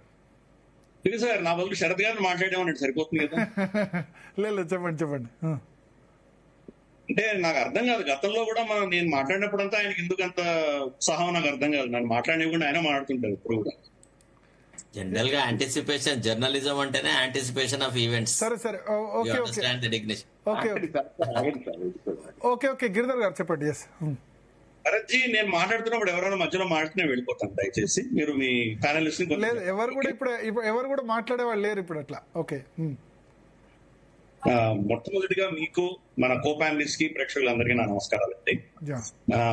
తర్వాత ఇప్పుడు కూడాను బైనరీలో ఏది చూడదు. ప్రతి ప్రభుత్వం కూడా కొన్ని మంచి చేస్తాయి, కొన్ని వాళ్ళ వైఫల్యాలు ఉంటాయి, కొన్ని ఇంకా చేయవలసినవి ఉంటాయి, వర్క్ ఇన్ ప్రోగ్రెస్. కాబట్టి అన్ని కోణాల్లో చూడవలసిన ఆవశ్యకత మనకు ఉంటుంది. మొట్టమొదటి, మోదీ గారు ఈ రోజు ప్రజలచే ఎన్నుకోబడ్డటువంటి అందరికంటే ఎక్కువ కాలం పరిపాలించినటువంటి ప్రైమ్ మినిస్టర్ గా ఆయన ఉన్నారు. ఆయన నామినేట్ చేయబడ్డటువంటి వ్యక్తి కాదు. బ్రిటిష్ రాజు వద్ద నామినేట్ చేసి 1700 రోజులు పాలించినటువంటి నెహ్రూ ఆ చరిత్రను తీసేశామంటే నెహ్రూ గారి కంటే కూడా ఎక్కువ కాలం పరిపాలించినటువంటి ఎన్నుకోబడ్డటువంటి ప్రైమ్ మినిస్టర్ మొట్టమొదటి. రెండవది, మనకు బ్రిటిష్ వాళ్ళు వెళ్ళిపోయిన తర్వాత ట్రాన్స్ఫర్ ఆఫ్ పవర్ జరిగిన తర్వాత, నేను స్వతంత్రం పిలవను, నేను ట్రాన్స్ఫర్ ఆఫ్ పవర్ జరిగిన తర్వాత మన దేశంలో ఎన్నికలు జరిగిన తర్వాత ఎన్నికల ఆధారంగా ప్రభుత్వాలు ఎన్ని ప్రభుత్వాలు ఏర్పడినాయో వాటిని అన్నిట్లో కూడా బ్రిటిష్ వాళ్ళు వెళ్ళిపోయిన తర్వాత పుట్టినటువంటి మొట్టమొదటి ప్రధాని మన మోదీ గారు. గతంలో ప్రధానమంత్రులందరూ కూడా ముందర పుట్టినటువంటి. కాబట్టి ఆ శకం అయిపోయి రాబోయే శకం గురించి అర్థం, అవగాహన ఉండి ఈ శకంలో పుట్టినటువంటి వ్యక్తిగా ఆయన ఫస్ట్ మనం స్వీకరించాలి. మూడవది, ఆయనకంటూ కుటుంబం లేదు, ఆయనకంటూ పరివారం లేదు. కాబట్టి స్వలాభం కోసం ఆయన పనిచేయదు. ఆయన తీసుకున్న నిర్ణయాలన్నీ కూడాను సమాజము, దేశ హితం కోసం ఆయన నిర్ణయాలు తీసుకుంటారు. నిర్ణయాలు తీసుకున్నట్టు మనం విభేదించవచ్చు. కొన్ని ఆయన చేసింది కరెక్ట్ గా ఉండొచ్చు, కొన్ని మనకు నచ్చకపోవచ్చు. ప్రతి ఒక్క వ్యక్తి 140 కోట్ల మందికి వాళ్ళ ఒపీనియన్స్ వాళ్ళకు ఉంటాయి.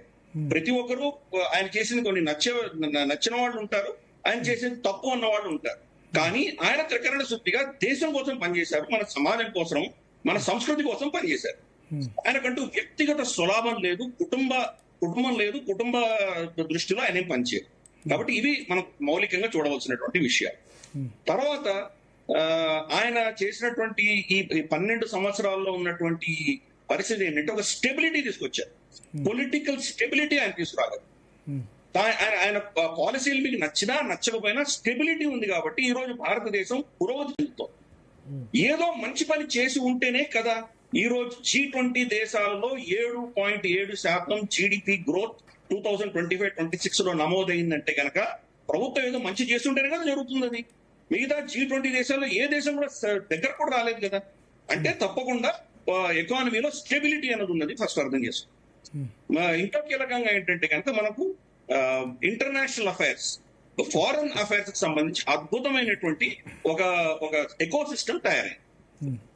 సరే దీన్ని విభేదించేవాడు వాళ్ళ విజ్ఞతని నేను వదిలేస్తాను అది.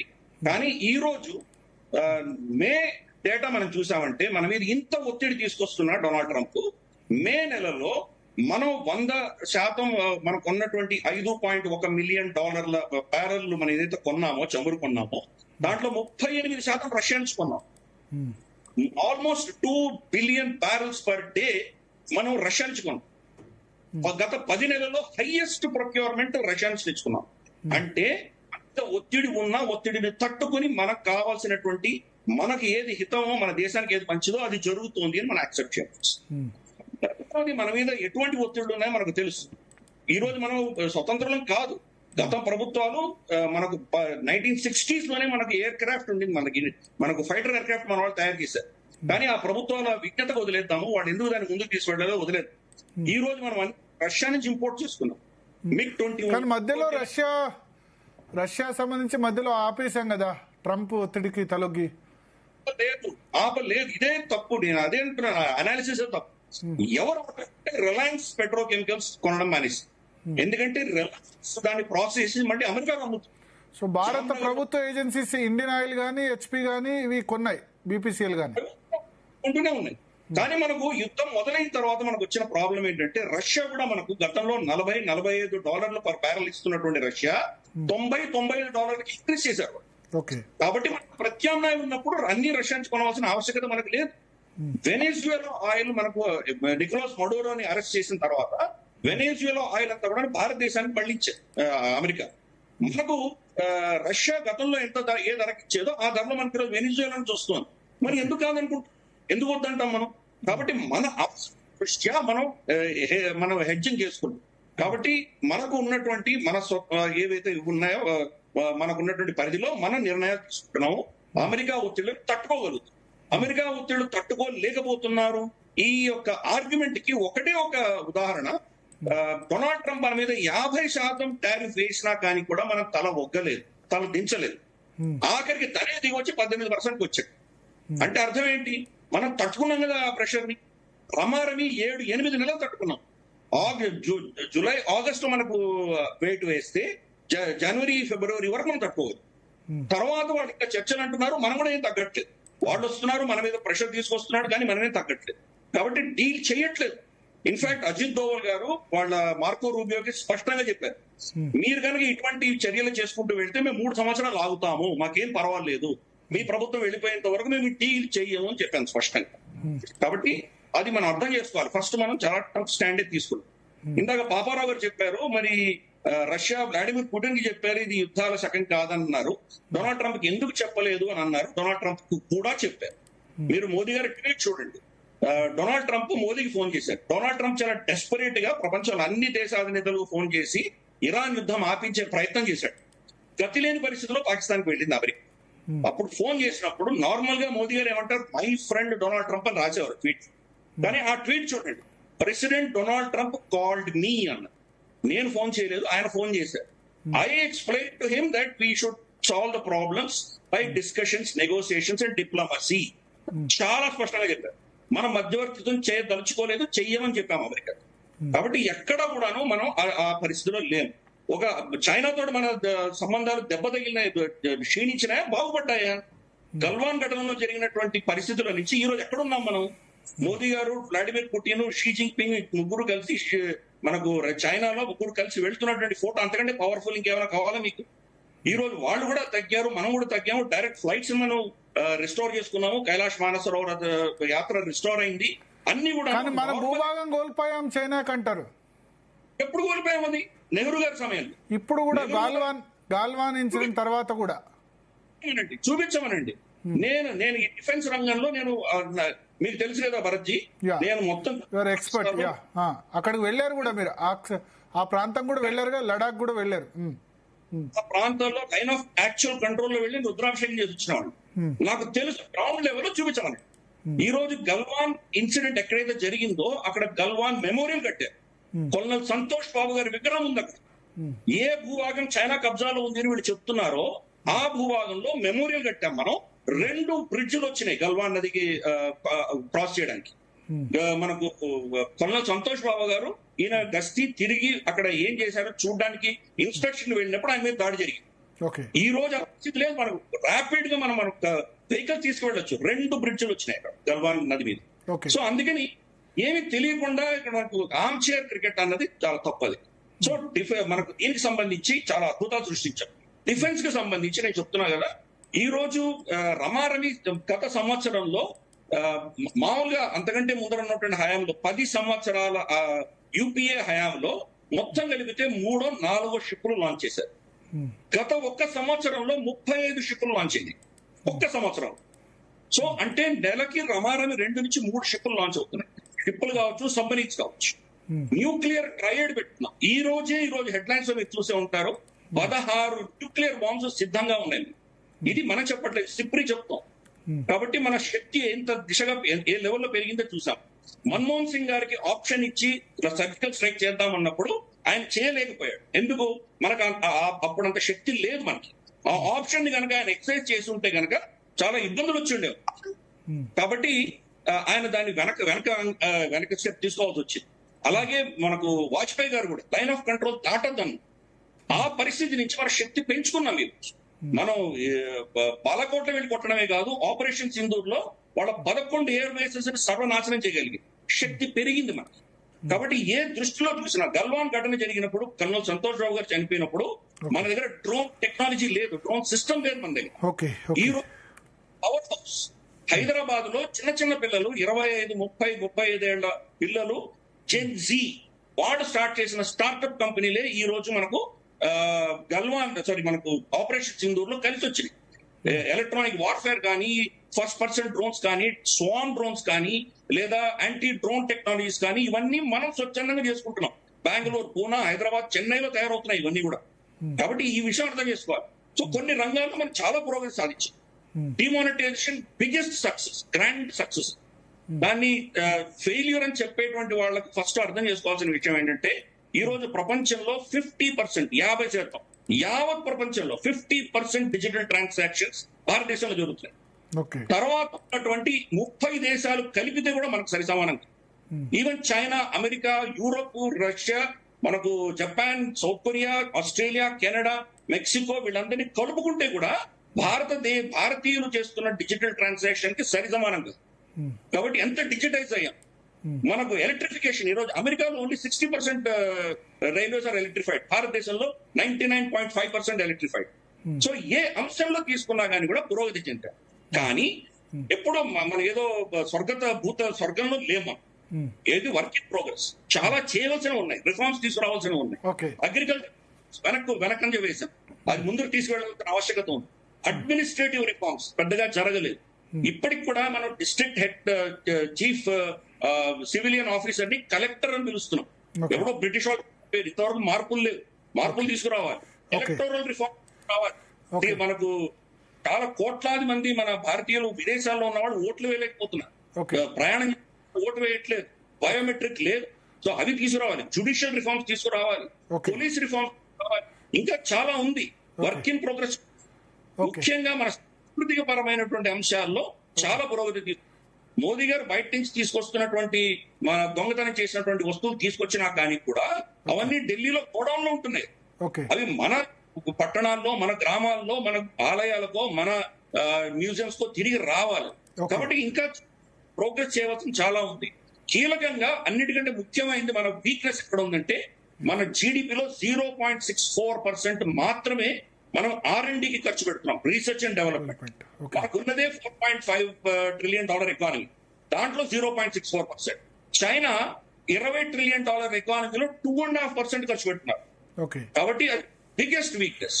మనం R&D డెవలప్మెంట్ లో చాలా పురోగతి చెందాలి. Okay. కాబట్టి వీక్నెస్ ఏది కూడా ఎప్పుడు కూడా బ్లాక్ అండ్ వైట్ లో చూడడం చాలా తప్పు. Okay. కొన్ని అంశాలు సృష్టించారని చాలా అద్భుతాలు చేశారు, ఇంకా చేయవలసి ఉంది. కాబట్టి త్వరితగతిని చేయాలని కోరుకోవాలి. Yes. యూపీఏ స్లో డౌన్ అయినటువంటి సిస్టమ్ ని ముందర నార్మలైజ్ చేయడానికి 5-6 సంవత్సరాలు పట్టి, Okay. ఇంత లోపల ఆయన కోవిడ్ కావచ్చు, మనకు రష్యా యుక్రెయిన్ యుద్ధం కావచ్చు, వెస్ట్ ఏషియా సంక్షోభం కావచ్చు, అమెరికా మన 50% టారిఫ్లు కావచ్చు, ఇన్ని దెబ్బలు ఒడిదుడుకులు తట్టుకొని ఈ రోజు భారతదేశం స్టిల్ ఫాస్టెస్ట్ గ్రోయింగ్ ఎకానమీ అంటే కనుక తప్పకుండా we're doing something good. Okay. దాన్ని ఫస్ట్ Yes. ఎక్కడ తక్కువ ఉన్నాయి, ఎక్కడ కొన్ని లోపాలు ఉన్నాయో ఇంకా చేయవలసిన వేగం పుచ్చుకోవాల్సింది, దాంట్లో మనం సూచనలేదు. Okay. ఆ పాజిటివ్ చూడాలి కానీ ఒక ప్రతిదీ నెగిటివ్ గా చూడడం మన కళ్ళద్దాల రంగు ఆధారంగా ఉంటుంది. Yes. ఎర్ర రంగు అయితే ఒకలాగా, పింక్ అయితే ఒకలాగా, గ్రీన్ అయితే Okay. ఒకలాగా చూడడం. ఓకే, శుభ్రత్ పటేల్ గారు, ఎస్ చెప్పండి. గుడ్ ఈవినింగ్ భరత్ గారు, మీకు ప్యానల్ ఉన్నటువంటి పెద్దలకు, పార్టీల నాయకులకు అందరు కూడా, జీ తెలుగు ప్రేక్షకులు ముఖ్యంగా మోడీ గారికి మీ ద్వారా శుభాకాంక్షలు. 2014 నుండి ఇప్పుడు 12 సంవత్సరాలు పూర్తి చేసుకున్న సందర్భంలో భారతదేశంలోనే ఎక్కువ కాలం ప్రధానమంత్రిగా ప్రజల చేత ఎన్నుకోబడినటువంటి వ్యక్తిగా ఆయన, మనము ఈ రోజు మీరు అన్ని కూడా స్టార్టింగ్ ఇంట్రోలోనే మొత్తం కూడా చెప్పడం జరిగింది, సక్సెస్ స్టోరీ, అదేవిధంగా ఫెయిల్యూర్స్ ఏమేమి జరిగినాయని. నేను ఇక్కడ ఉన్నటువంటి ప్యానెల్ లో చాలా మంది కూడా అక్కడ పార్టీల ప్రతినిధులు ఉన్నారు, ప్యానలిస్టులు ఉన్నారు, వాళ్ళంతా కూడా చెప్తున్నారు. నేను ఒక విషయం, మోడీ గారు 2014లో ఆయన ఎన్నికల హామీలో, ఎన్నికల ప్రచారంలో చెప్పినటువంటి అంశాలను మాత్రం ఒకసారి చెప్తూ ఏమేమి జరిగిందో చెప్పదలుచుకున్నా. ముఖ్యంగా దేశంలో నిరుద్యోగత శాతం పెరుగుతుందని చెప్పేసి వారు చెప్పినట్టు ఏంటంటే, ప్రతి సంవత్సరం మేము అధికారంలోకి వచ్చిన తర్వాత ప్రతి సంవత్సరం 2 కోట్ల ఉపాధి ఉద్యోగ అవకాశాలు కల్పిస్తామని చెప్పారు. ఈ రోజు 12 సంవత్సరాలు అవుతుంది, 24 కోట్ల ఉద్యోగాలు ఎక్కడ పోయినాయని అడుగుతున్నాం. అదే విధంగా వాళ్ళు ఈరోజు చాలా మంది బీజేపీ ప్రతినిధులు అంతా కూడా చాయ్ బండి వాళ్ళు, మిర్చి బండి వాళ్ళు, పాన్పూరి బండి వాళ్ళు అంతా కూడా ఉద్యోగాలు అని చెప్తున్నారు. వీళ్ళు ఈ రోజు ఇచ్చినటువంటి ఉద్యోగాలు, ప్రభుత్వ ఉద్యోగాల్లో చూసుకుంటే కేవలం 7 లక్షల ఉద్యోగాలు ఈ 12 సంవత్సరాల్లో 7 లక్షల ఉద్యోగాలనే ఇవ్వడం జరిగింది. విషయం ఏంటంటే, ఈరోజు దేశంలోనే నిరుద్యోగ శాతం గతంలో ఎప్పుడు కూడా లేనంత అన్ఎంప్లాయ్మెంట్ రేషియో ఈ రోజు పడిపోయింది అనేది చెప్పేసి, అంటే నిరుద్యోగ శాతం పెరిగింది, ఉద్యోగ కల్పన తగ్గిపోయింది. అది మనం చూస్తూనే ఉన్నాం. వీళ్ళ విధానాల వల్ల కూడా డిమానిటైజేషన్ చాలా సక్సెస్ఫుల్ అని చెప్తున్నటువంటి వాళ్ళ గురించి నేను చెప్తా. డిమానిటైజేషన్ చేసిన సందర్భంలో ఏం చెప్పిండు, నాకు ఒక 100 రోజుల సమయం ఇవ్వండి, నల్లధనం మొత్తం కూడా, బ్లాక్ మనీ అంతా కూడా మొత్తం కూడా దొరుకుతుంది, మొత్తం కూడా నల్లధనం ఎవరెవరి దగ్గర ఉన్నదో అందరు కూడా మొత్తం కూడా అప్పచెప్పేటటువంటి పరిస్థితి ఉంటది, మొత్తం నల్లధనం నిర్మూలించబడుతుంది అని చెప్పాడు.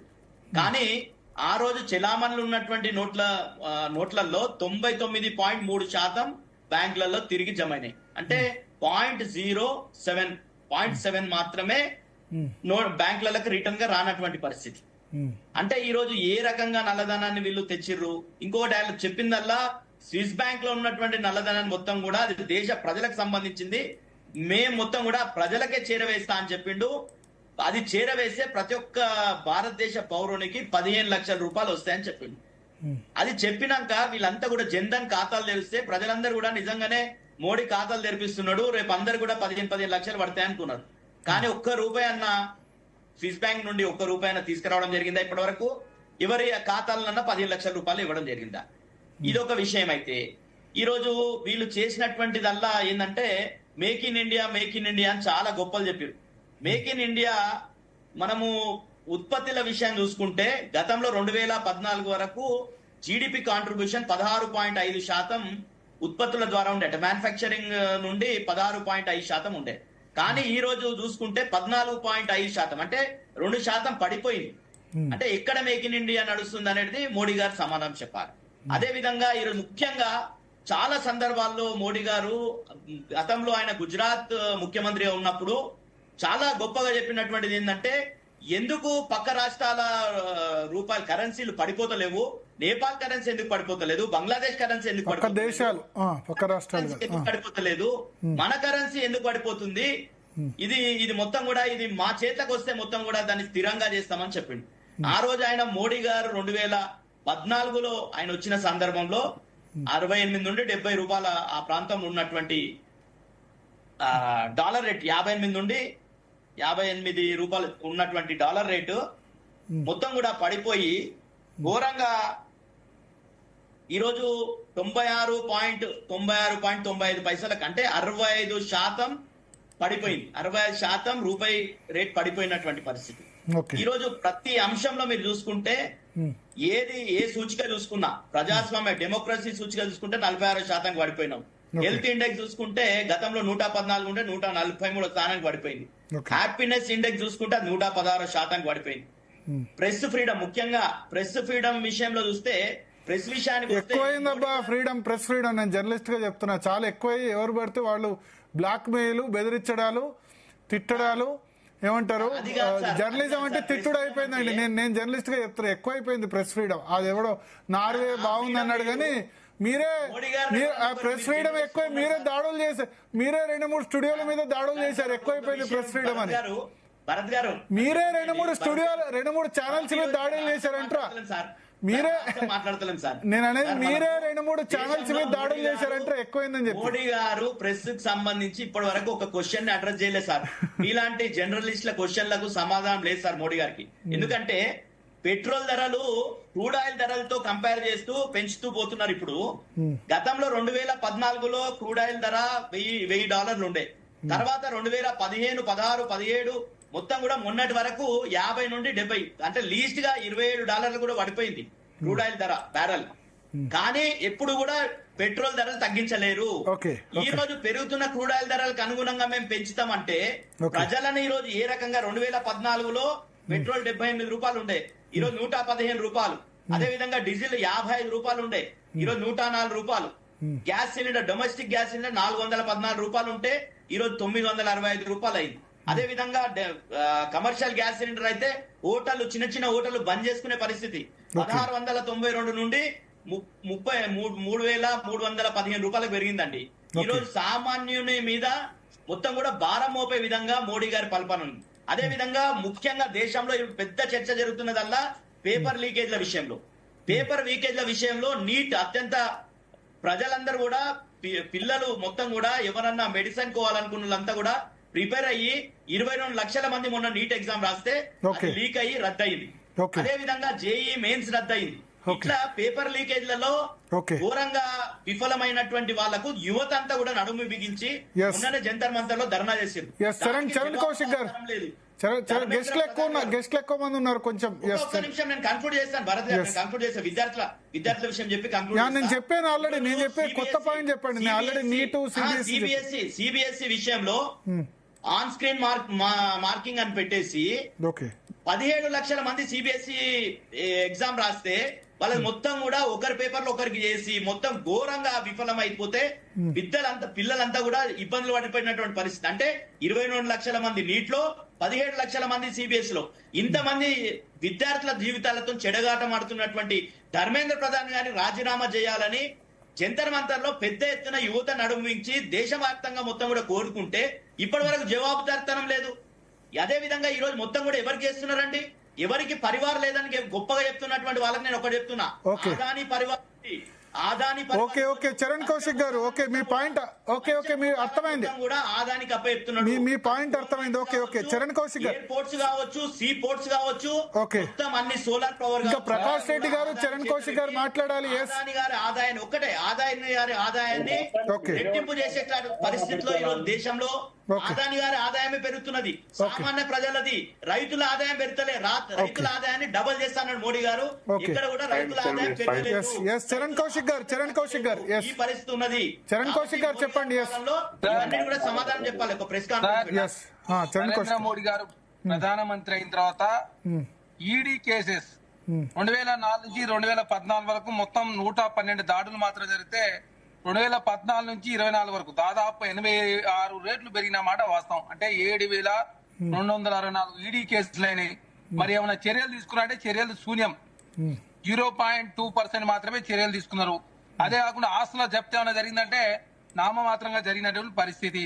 సిబిఐ కేసులో వాళ్ళు 25 మంది భారతీయ జనతా పార్టీలో జాయిన్ అయితే 23 మందికి కేసులు స్లో అయినాయి. చాలా మంది వాషింగ్ పౌడర్ నిర్మా అంతేనా? సార్ అదే చెప్తా ఉన్నాం. అదే కాకుండా మీరు చూస్తా ఉన్నారు గాలి జనార్దన్ రెడ్డి గారి అంశం కావచ్చు, తర్వాత మనకు చనిపోయినటువంటి అజిత్ పవార్ గారి కేసు కావచ్చు. అజిత్ పవార్ గారు అత్యంత అవినీతి పరుడు, ఎన్సీపీ అంటే నేషనల్ కరప్షన్ పార్టీ అని చెప్పిన భారతీయ జనతా పార్టీ 80,000 కోట్ల కుంభకోణం చేసి ఉరిది అని చెప్పిన భారతీయ జనతా పార్టీ ఏకంగా ఎన్డీఏలో చేసుకొని ఆర్థిక శాఖ ఇచ్చినటువంటి పరిస్థితి మనం చూసినాం. అదే కాకుండా ఇక్కడ శిక్షల శాతం కావచ్చు, అదే కాకుండా సిబిఐ కేసులు కావచ్చు. సిబిఐ కేసులు కూడా దాదాపు 4 రేట్లు పెరిగినాయి, కానీ చర్యలు లేవు. అది రాజకీయం కోసం మాత్రమే వాడుకునే ప్రయత్నం జరుగుతా ఉంది. ఇన్కమ్ ట్యాక్స్ కేసులు కూడా, ఆదాయ పన్ను కేసులు కూడా కార్పొరేట్లకు ఏమో ట్యాక్సులు తక్కువ చేయడం, అదే కాకుండా సాధారణ ప్రజల మీద ఎక్కువ భారం మోపిన పరిస్థితి. అదే కాకుండా ఆదాయ పన్ను రూపంలో కూడా ప్రజలు ఇబ్బంది పడతా ఉన్నారు. అదే కాకుండా పేద వర్గాలకి ఉన్నత వర్గాల మధ్య వ్యత్యాసం నరేంద్ర మోడీ గారు ప్రధానమంత్రి అయిన తర్వాత పెరుగుతున్న మాట వాస్తవం. ఇది మేము మాట్లాడింది కాదు, ఆర్ఎస్ఎస్ సంబంధించి దత్తాత్రేయ ఉభయవుల గారే చాలా సందర్భాల్లో 375 రూపాయలు సంపాదించే వాళ్ళు ఈ దేశంలో 20 కోట్ల మంది ఉంటే తక్కువ మంది చేతిలో ఎక్కువ సంపద కేంద్రీకృతమైందని చెప్పి చాలా స్పష్టంగా వారు మాట్లాడిన సందర్భం చూసినాం. అదే తెలంగాణ, అదేవిధంగా దేశవ్యాప్తంగా మీరు చూస్తా ఉన్నారు. డాలరే కాదు, డాలర్ తో పోల్చినప్పుడైనా లేదు అప్పులు 14 మంది ప్రధానులు 63 లక్షల కోట్లు అప్పు చేస్తే నరేంద్ర మోడీ గారు వచ్చిన తర్వాత 202 లక్షల కోట్ల అప్పు అయిన మాట వాస్తవం. ఏనాడైనా నరేంద్ర మోడీ గారు ఈ దేశంలో డెవలప్మెంట్ మీదనో జీడిపి మీదనో రూపాయి మీద ఓటు అడగలే. ఎంతసేపు ఎలక్షన్లు వచ్చినాయంటే పాకిస్తాన్, పుల్వామా, బాలాకోట్, రామ మందిరం, ముస్లిం, హిందూ, ఇదాబ్, లేకపోతే రకరకాల సెంటిమెంట్, కశ్మీర్ స్టోరీ అని, కేరళ స్టోరీ తీసుకొచ్చే ప్రయత్నమే తప్ప ఈ దేశంలో ఫ్రీ అండ్ ఫెయిర్ ఎలక్షన్ జరగలేదన్నమాట చాలా స్పష్టంగా అర్థమైంది ఈ దేశ ప్రజలకు. లాస్ట్ ఎలక్షన్ కమిషన్ నిబంధనలు కూడా సరళించుకొని ఈ దేశంలో ఏ విధంగా ప్రజాస్వామ్యాన్ని కూని చేసే ప్రయత్నం చేసిరో చూసిరు. అదే కాకుండా దేశంలో అత్యధికంగా భారతీయ జనతా పార్టీ ఈ దేశంలో దాదాపు పోయినసారి 2024 ఎలక్షన్ 1,25,000 కోట్ల రూపాయలు అన్ని పార్టీలకు ఖర్చు అయితే మెజార్టీ పైసలను కూడా భారతీయ జనతా పార్టీ ఖర్చు పెట్టిందని చెప్పేసి చాలా నివేదికలు చెప్పిన సందర్భం కూడా మనం చూసినాం. కాబట్టి నిరుద్యోగ అంశం తీసుకున్నా, ఈ దేశంలో అప్పులు తీసుకున్నా, లేకపోతే ఈ దేశం 4వ ఆర్థిక వ్యవస్థగా అవతరిందని చెప్తున్న నరేంద్ర మోడీ గారు ఈ దేశంలో ఎక్కువ మంది తక్కువ సంపాదిస్తే 4వ అతిపెద్ద ఆర్థిక వ్యవస్థ అని చెప్పి పెద్ద ఎత్తున ప్రచారం చేసుకుంటా ఉన్నారు. రేపు 20 కోట్ల మంది పెరిగితే ఇంకా 3వ స్థానం కూడా వచ్చే అవకాశం. కానీ భారతదేశ స్థానం 142 అనే విషయాన్ని మనం మర్చిపోవద్దు. అదే కాకుండా దేశంలో రోజు రోజుకి అదేవిధంగా ఉన్నత వర్గాలు కావచ్చు, పేద వర్గాలు కావచ్చు, దేశంలో అసమానత క్రియేట్ చేసే ప్రయత్నం. నార్త్ ఈస్ట్ స్టేట్ పై బీపీ తినమని చెప్తారు, మిగతా రాష్ట్రాలపై బీపీ వ్యతిరేకిస్తుంది భారతీయ జనతా పార్టీ. అదే కాకుండా ఎన్ని పార్టీలు మింగిలో చూసిరు. ఏమనంటే ప్రజాస్వామ్యం గురించి ఇప్పుడు భారతీయ జనతా పార్టీ మాట్లాడుతుంది కదా. నిన్న మమతా బెనర్జీ గారు ఆ రాష్ట్రంలో ఏం చేసిరో చూసిరు, పార్లమెంట్ ఏం చేసి చూసిరు, ఆమ్ ఆద్మీకి సంబంధించి ఏ విధంగా రాజ్యసభలో మెర్జీ చేసుకున్నారు, అంతకుముందు టీడీపీ మెర్జీ చేసుకున్నారు, వాళ్ళతో పొత్తు పెట్టుకున్న పార్టీలను కూడా కథమవుతున్నాయి. ఈ దేశంలో అకాల్ దళ్ కావచ్చు, మెహబూబా ముఫ్తీ గారు కావచ్చు, జననాయక జనతా పార్టీ కావచ్చు, ఏ పార్టీ అయినా భారతీయ జనతా పార్టీతో పొత్తు పెట్టుకున్న ఏ పార్టీ నరేంద్ర మోడీ గారు ప్రధానమంత్రి అయిన తర్వాత మనగడ కొనసాగిన చరిత్ర లేదు. ఇప్పుడు చంద్రబాబు నాయుడు గారు కావచ్చు, నితీష్ కుమార్ గారు ఎప్పుడైనా హ్యాండ్ ఇవ్వచ్చు అని భావించి ఏకంగా మమతా బెనర్జీ నుంచి పార్టీ నుంచి కావచ్చు, ఉద్ధవ్ ఠాక్రే పార్టీ నుంచి కూడా జాయినింగ్ చేసుకునే పరిస్థితి కూడా మనం చూసినాం. కాబట్టి నరేంద్ర మోడీ గారు అదేవిధంగా డెవలప్మెంట్ మీద ఎప్పుడు కూడా ఎలక్షన్లకు పోకుండా ఓన్లీ విదేశాలు రెచ్చగొట్టే ప్రయత్నం. అదే కాకుండా ప్రభుత్వ రంగ సంస్థలు సార్ నెలకొల్పోగా ఉన్న ప్రభుత్వ రంగ సంస్థలు ఏ విధంగా అప్పనంగా అదానికి అంబానికి రాసిచ్చారు దేశ ప్రజలు చూసారు. నరేంద్ర మోడీ ప్రధానమంత్రి అయిన తర్వాత బిఎస్ఎన్ఎల్ ఖతమైపోయింది. అదే కాకుండా ఏదైతే ఇన్సూరెన్స్ సంబంధించినటువంటి సంస్థలు కావచ్చు ఈ దేశంలో అదేవిధంగా బిఎస్ఎన్ఎల్ కాకుండా ఇంకా ఎయిర్ ఇండియా కావచ్చు, ప్రభుత్వ రంగ సంస్థలను కూడా అప్పనంగా ప్రైవేట్ వ్యక్తులకు అంటగడుతున్న పరిస్థితి కూడా మనం చూసినాం. కాబట్టి నరేంద్ర మోడీ గారు ప్రధానమంత్రి అయిన తర్వాత ఈ దేశంలో అసమానతలు పెరిగినాయి.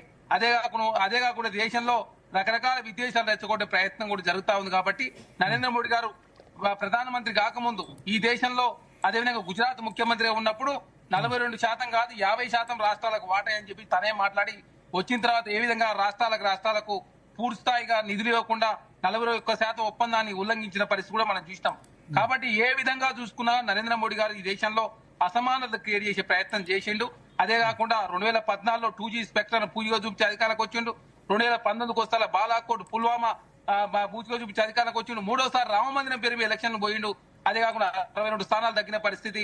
అదే కాకుండా ఫజాబాద్ లాంటి ప్లేస్ లో భారతీయ జనతా పార్టీ ఓడిపోయిన పరిస్థితి కూడా మనం చూస్తాం. నరేంద్ర మోడీ గారు మెజార్టీ వారణాసిలో తగ్గిన పరిస్థితి కూడా మనం చూస్తా ఉన్నాం. కాబట్టి ఎంతసేపు నరేంద్ర మోడీ గారు ఈ దేశంలో ఎలక్షన్ గెలవాలి, 4వసారి ప్రధానమంత్రి కావాలనే ఆకాంక్ష తప్ప ఈ దేశంలో అదేవిధంగా అసమానత లేకుండా ఈ దేశాన్ని ముందుకు తీసుకునే ప్రయత్నం జరగలేదు. అదే కాకుండా విదేశాంగ విధానంలో మనం అటర్ఫ్లాప్ అయిన పరిస్థితి మనం గమనించినాం. ఎందుకంటే ఒకనాడు పరిస్థితి వేరు, ఈ రోజు పరిస్థితి మన చుట్టూ ఉన్నటువంటి దేశాలన్నీ కూడా ఈ రోజు శత్రు దేశాలుగా మారిన పరిస్థితి మనం చూస్తా ఉన్నాం. అదే కాకుండా మన దేశ అంతర్గత వ్యవహారంలో ట్రంప్ లాంటి వాళ్ళు అదేవిధంగా ట్రంప్ లాంటి వారు జోక్యం చేస్తున్న పరిస్థితి కూడా మనం చూసినాం.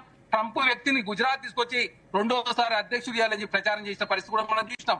దేశాల మధ్య మాత్రమే భారతదేశ సంబంధాలు ఉంటే అది వ్యక్తుల సంబంధాలు నెలకొల్పింది నరేంద్ర మోడీ గారు.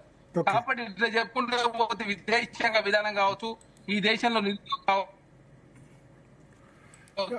మీ వాయిస్ కట్ అవుతుంది చరణ్ గారు, వినబడతలేదు, వాయిస్ కట్ అవుతుంది. ఎస్ ప్రకాష్ రెడ్డి గారు. అప్పులు కావచ్చు, జీడిపి కావచ్చు, రూపాయి పతనం కావచ్చు, అదే కాకుండా అదే వినబడట్లేదు చరణ్ గారు, మీరు వేరే చోటికి రండి, కట్ అవుతుంది మధ్యలో. ప్రకాష్ రెడ్డి గారు, ఎస్ ప్రకాష్ రెడ్డి గారు వినిపిస్తుందా? మెయిన్ గా ఎక్కువ మంది ఫెయిల్యూర్స్ లో చెప్పింది రూపాయి పతనం, విదేశాంగ విధానం, ఇటువంటి ఇష్యూస్ ఉన్నాయి. ఆర్థిక పరిస్థితి. పెద్దలందరికీ నమస్కారం సార్, మిత్రులకు కూడా నమస్కారం. సార్, ప్రజాస్వామ్య దేశంలో ప్రజాభిప్రాయమే ప్రధానమంత్రికి ఎన్నుకోబడినటువంటి ప్రక్రియ సార్. మన నెహ్రూ గారు ఎందుకు ఎన్నుకోబడ్డారు సార్? ఇందిరాగాంధీ ఎందుకు ఎన్నుకోబడ్డారు సార్? పోనీ for that matter Manmohan Singh ఎందుకు పడ్డాడు సార్? వాళ్ళు ఎన్నుకోబడలేదా? అదే వాళ్ళందరూ ఎన్నుకోబడ్డారు, ఈయన మాత్రమే ఎక్స్ప్లాయిటేషన్ తో ఎన్నుకోబడ్డా? నాకు అర్థం కాలేదు. మాట్లాడుతున్నప్పుడు కాంగ్రెస్ పార్టీ నాయకులైనా మిగతా పార్టీ నాయకులైనా ప్రజాస్వామ్యం మీద నమ్మకం, రాజ్యాంగం పుస్తకం పట్టుకుని రోజు తిరుగుతారు కదా. నెహ్రూ గారు ఈ దేశానికి ప్రధానమంత్రి అయ్యి ఎక్స్ప్లాయిటేషన్ చేసిన నేను అంటున్నా. హిందూ ముస్లిం పేరుతోనే, మీరు మతం పేరుతోనే గెలిచారిందో నేను అంట. బాగుంటుంది ప్రజాస్వామ్యంలో గెలవటమే ఇంపార్టెంట్. ప్రజాస్వామ్యంలో ఓటేస్తున్నారు, ప్రజాస్వామ్యం ప్రజలు ఓటేస్తే ప్రధానమంత్రి అవుతున్నారు. మెజారిటీ ప్రజల అభిప్రాయం కరెక్ట్ అవుతుంది. ఇది ప్రజాస్వామ్యం కదా. అంటే మెజారిటీ ప్రజలు 39%, 44%, ఐఎస్ ఎంత % వచ్చినా లెక్కకు పోవద్దు. ఎందుకంటే ఆ లెక్కలు ఇప్పటివరకు 50% దాటిన ప్రధానమంత్రి లేడు దేశంలో. నెహ్రూ గారు కూడా దాటలేదు 50% ఎప్పుడు ప్రధానమంత్రిగా అని చెప్పుకున్న రోజుల్లో కూడా.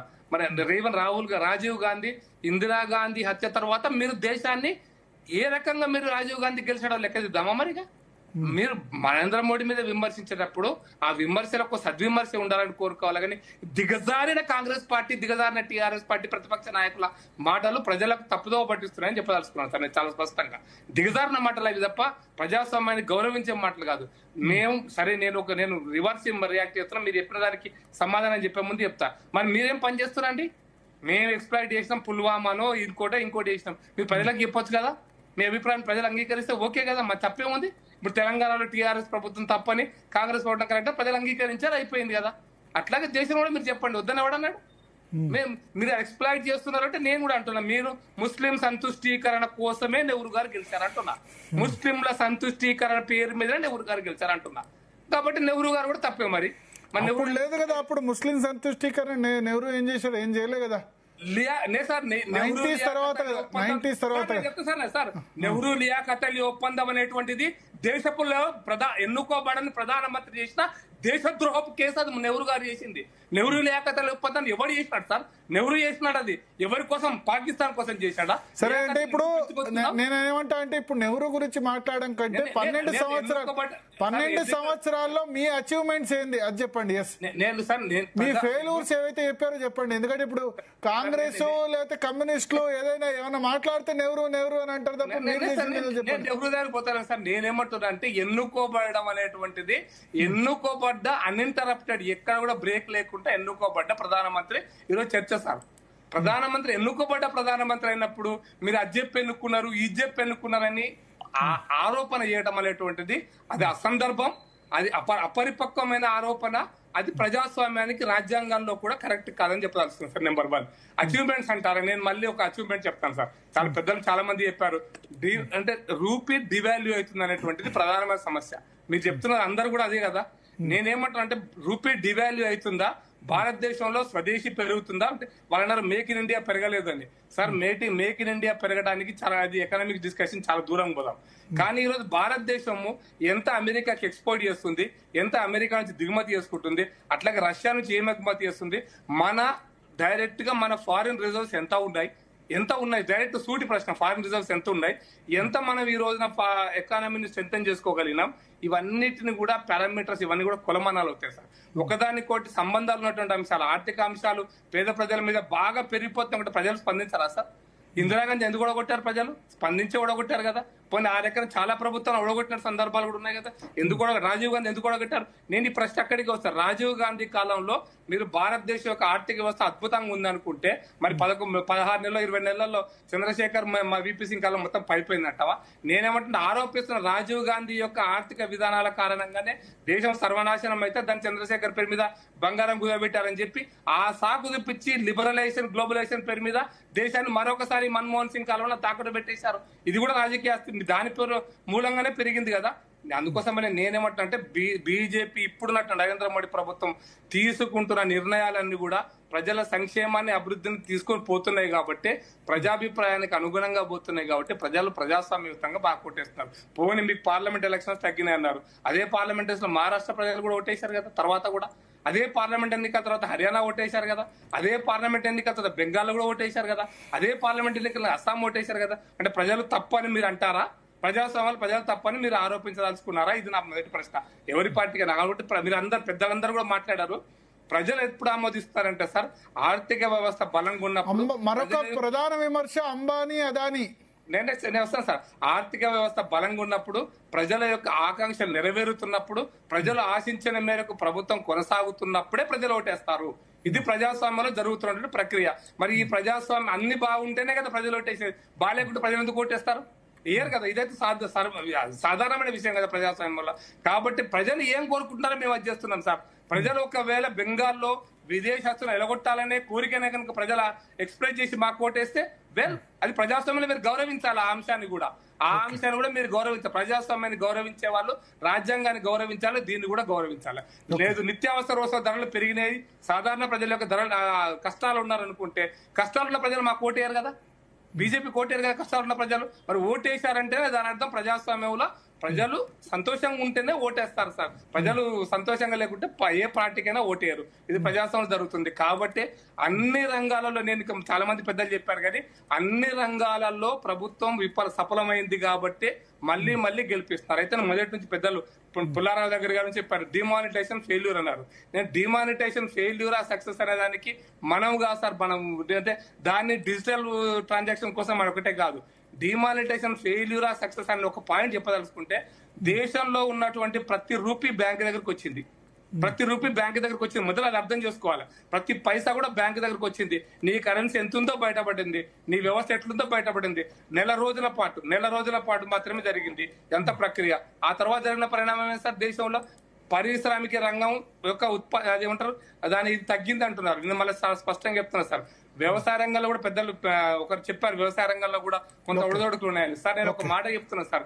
ఈ రోజున 365 మిలియన్ టన్నుల ఆహార ధాన్యాలు ఉత్పత్తి చేసి మనం గోధుమలు దిగుమతి చేసుకునే దగ్గర నుంచి క్యూబా చక్కెర దిగుమతి చేసుకునే దగ్గర నుంచి, ఇండోనేషియా మలేషియా నుంచి మన పామాయిల్ దిగుమతి చేసుకునే దగ్గర నుంచి ఈ రోజున మలేషియా నుంచి దిగుమతి చేసుకుంటాం పామాయిల్. నేను పామాయిల్ ఇప్పుడు ఉక్రెయిన్ కూడా దిగుమతి చేసుకుంటున్నాం. కానీ ఆ స్థాయి నుంచి ఈ రోజున కందిపప్పు కూడా దిగుమతి చేసుకోవాల్సి వచ్చింది బర్మా నుంచి. అది చెప్తున్నా సార్. కెనడా, ఆస్ట్రేలియా నుంచి దిగుమతి చేసుకున్నాం సార్, కెనడా నుంచి దిగుమతి చేసుకున్నాము. ఒకళ్ళు ఇంకా ఎక్కువ చేసుకున్నాం, తగ్గుతుందని చెప్పడానికి 1,00,000 కోట్లు వేసుకున్నది 50,000 కోట్లకు వచ్చింది. స్వయం సమృద్ధి సాధించే దిశగా ఈరోజు బియ్యాన్ని కూడా మనం ఎక్స్పోర్ట్ చేస్తున్నాం, ఒకప్పుడు ఇంపోర్ట్ చేసుకున్నాం. కాబట్టి ఆహార ధాన్యాల ఉత్పత్తి ఎంత పెరిగిందంటే, మనం ఆహార ధాన్యాలు 140 కోట్ల మందికి తిండి పెట్టిన తర్వాత కూడా మనం విదేశాలకు ఆహార ధాన్యాన్ని పంపించే స్థాయికి మనం ఎదిగినాం.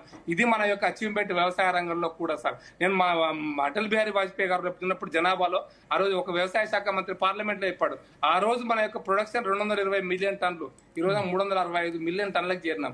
ఎట్లా చేరినాం అనే దానికి వ్యవసాయ రంగంలో అది ఒక అచీవ్మెంట్. పప్పులు కూడా మీరు అన్నారు కాబట్టి కందిపప్పు కూడా దిగుమతి చేసుకుంటున్నాం అన్నారు. దిగుమతి ఆ రోజు రూపీ డాలర్ వాల్యూ కంపేర్ చేస్తే ఒక 50 లక్షల నుంచి ఆ రోజు వాల్యూకి 50-60 లక్షల కోట్ల 50-60 వేల కోట్లు దిగుమతి చేసుకున్నాం. మీరు తగ్గింది సార్ దాని రూపీ వాల్యూ పర్సెంట్. నేను మళ్ళీ మీరు అదానీ అంబానీ అన్నారు, ఒక పాయింట్ చెప్తాను సార్. సార్ ఈ దేశంలో అంబానీని పుట్టించింది ఎవరు సార్? ఆశ్చర్యకరమైన విషయం, అంబానీని పుట్టిస్తే మీరు పెంచి పోషించారు. నేను రెండో పాయింట్ చెప్తాను. వాళ్ళు కిటికీలు ధరిస్తే మీరు తలుపులు తెరిచారు సార్. రెండో పాయింట్ చెప్తా సార్. వాళ్ళు కిటికీలు ధరిస్తే మీరు తలుపులు తెరిచారు అంటారు. పెంటపాటి పుల్లారావు గారు ఢిల్లీలో ఉంటారు, నేను వెరిఫై చేసుకోండి సార్. అటల్ బిహారీ వాజ్పేయి గారి ప్రభుత్వం ఓడిపోయిన రోజు కంటే ఒక రోజు ముందు, 2 రోజుల ముందు సోనియా గాంధీ ఇంట్లోకి అడుగు పెట్టినటువంటి మొదటి వ్యక్తి ఎవరు సార్ తెలుసా? ఎవరో? ముఖేష్ అంబానీ. Is the Mukesh Ambani. ఎందుకు పోయినాడు సార్? 10 ఏళ్ళు మన్మోహన్ సింగ్ పెంచి పెంచి పెంచి పెంచి పెద్ద చేసినాడు కదా సార్ మరి ముఖేష్ అంబానీ. దాన్ని ఏమంటారా సార్? అందుకోసం అంబానీల చరిత్రను కాంగ్రెస్ పార్టీ చరిత్రకు ఎక్కడన్నా మీరు విడదీసి చూస్తారా సార్? నేనేమంటే దేశంలో ప్రతీకారం లేనటువంటి ఒక మంచి ప్రభుత్వాన్ని మోడీ గారు ఇస్తున్నారు సార్. ఈ పదాన్ని నేను ఈ రోజు మీరు అడిగారు కాబట్టి కొన్ని అంశాలు చెప్తారు. ప్రతీకారం మీరు అనుకుంటారు, కేసులు లేవన్నారు ఇంత ముందేదో మీరే అన్నారు నిర్మాణ అని సార్. మరి రాజాది నిర్మాణ ఇంకోటి అన్నారు సార్. కనిమొలిది కనిమొలిది నిర్మాణేనా, రాజాది నిర్మాణేనా? అందుకోసం చట్టాల మీద పాపారావు గారు మనం అంటే క్లోజ్ చేయాలి, ఒక 4-5 minutes లో క్లోజ్ చేయాలి. పాపారావు గారికి ఒక 2-3 నిమిషాలు, గిరిధర్ గారికి ఒక 2 నిమిషాలు. అంటే ఎక్కడ కూడా కక్ష సాధింపు లేనటువంటి ప్రతిపక్షాల మీద ఉన్న ఏకైక ప్రభుత్వం నరేంద్ర మోడీ గారు. అందరూ పెద్దలు చెప్పారు కాబట్టి ఆ విషయాలు నేను పోటలేను. ఏకైక ప్రభుత్వం నరేంద్ర మోడీ గారి ప్రభుత్వం సార్. అంటే నరేంద్ర మోడీ గారి ప్రభుత్వంలో వారంటారు కుటుంబం గురించి మాట్లాడుతున్నారు. నేను అది చాలా దారుణమైన విషయం సార్. నరేంద్ర మోడీ గారి తమ్ముడు ఏం చేస్తున్నాడు, నరేంద్ర మోడీ గారు అన్న ఏం చేస్తున్నారు, లేదా మమతా బెనర్జీ అల్లుడు ఏం చేస్తున్నాడు, అది దియండి సార్ మీరు ముందు. నరేంద్ర మోడీ గారు తమ్ముడు ఏం చేస్తున్నాడు, నరేంద్ర మోడీ అక్క ఏం చేస్తుంది, తమ్ముడు కూతురు ఏం చేస్తున్నారు, అన్న కూతుర్లు ఏం చేస్తున్నారు, ఇంకొకరి కూతుర్లు ఏం చేస్తున్నారు, అది తీస్తే మీకు అర్థమవుతుంది సార్. నరేంద్ర మోడీ కుటుంబం ఉంది, ఆదాని ఒక కుటుంబం, అంబానీ కుటుంబం అంటున్నారు. నేను ఆదాని అంబానీల కుటుంబాల గురించి మాట్లాడే కంటే ముందు మరి టాటా బిర్లాలు కూడా భారతదేశంలో ఉండే సార్. టాటాలు కూడా ఈ రోజు భారతదేశంలో ఉన్నారు సార్. మీకు ఇంకొక చిన్న ఫైనల్ ఒక మాట చెప్పి ముగిస్తాను సార్. ఈ దేశంలో స్టీల్ ఇండస్ట్రీస్ ఉన్నాయి, ఫర్టిలైజర్ ఇండస్ట్రీస్ ఉన్నాయి, లేకపోతే అడ్వాన్స్డ్ టెక్నాలజీ ఉంటుంది, చాలా పెద్ద ఇండస్ట్రీస్ పెద్ద ఇండస్ట్రీస్ ఉన్నాయి. అవన్నీ పెద్ద పెట్టుబడిదారులు. ఎక్కడైనా ఈ పెట్టుబడిదారు వచ్చి ఘర్షణ వాతావరణంలో, ఇది పోటీ వాతావరణంలో ఎక్కడైనా ఒకరి మీద ఒకరు చెప్పారా సార్? ఎక్కడన్నా ఇక్కడ వచ్చిందా సార్? నేను అందుకోసం మీరు కక్ష సాధింపులు అంటే ఇండియన్ ఎక్స్ప్రెస్ మీద కాంగ్రెస్ పార్టీ దాడి చేశారు ఎమర్జెన్సీలో, తమ మీద రాసినందుకు తమ అవినీతి బయట పెట్టారు. అయితే నేను ఫైనల్ ఒక మాట ముగిస్తాను భరత్ గారు, ఒకటే మాట ఫైనల్ గా 10 సెకండ్లే. మీరు అంతర్జాతీయంగా భారతదేశం మీద దుర్మార్గంగా ప్రచారం చేసే సోరేస్ ఉన్నాడు కదా, వాడు ఎవడో సోరేస్ వాళ్ళు తయారు చేసేటువంటి అదేమంటారు ఏజెండా అంటాం కదా సార్. అదేమంటారు ఈ స్థానంలో ఇంతుంది, ఈ స్థానంలో ఇంతుంది అని మీరు చేసేది, అది దేశానికి ద్రోహం చేసేటువంటి పది. అది పట్టుకొని మీరు మాట్లాడితే మీరు భారతీయత గురించి కాదు, సోరెన్ యొక్క ఎజెండాను మీరు ఇంప్లిమెంట్ చేస్తున్నారు. సోరేస్ ఎజెండా అంటే భారతదేశం విచ్ఛిన్నం చేసే ఎజెండా. 142, 132, 125, 115 ఈ స్థానాలు అనేటువంటివి భారతదేశానికి అప్లై కావు సార్. మీరు అప్లై చేయాలనుకుంటే అది మీ నోట్లకే అప్లై అవుతుంది. కానీ ప్రజలు సంతోషంగా ఉన్నంత వరకు బీజేపీ అధికారంలో ఉంటుంది. నేను అనుకుంటే నరేంద్ర మోడీ గారు ఎన్నుకోబడని, ఇంటరప్షన్ లేని ఒక ప్రధానమంత్రిగా భారతదేశంలో హైయెస్ట్ నెంబర్ ఉంటాడని స్వతంత్ర భారతదేశంతో రికార్డ్ అవుతున్న మాత్రం నేను విశ్వసిస్తున్నా, నమ్ముతున్నాను. 2 minutes ఓన్లీ పాపారావు గారికి, గిరిధర్ గారికి. ఎస్ పాపారావు గారు. ఏం లేదు, ఇప్పుడు మన మిత్రులు లెందీగా చెప్పారు ఆయన.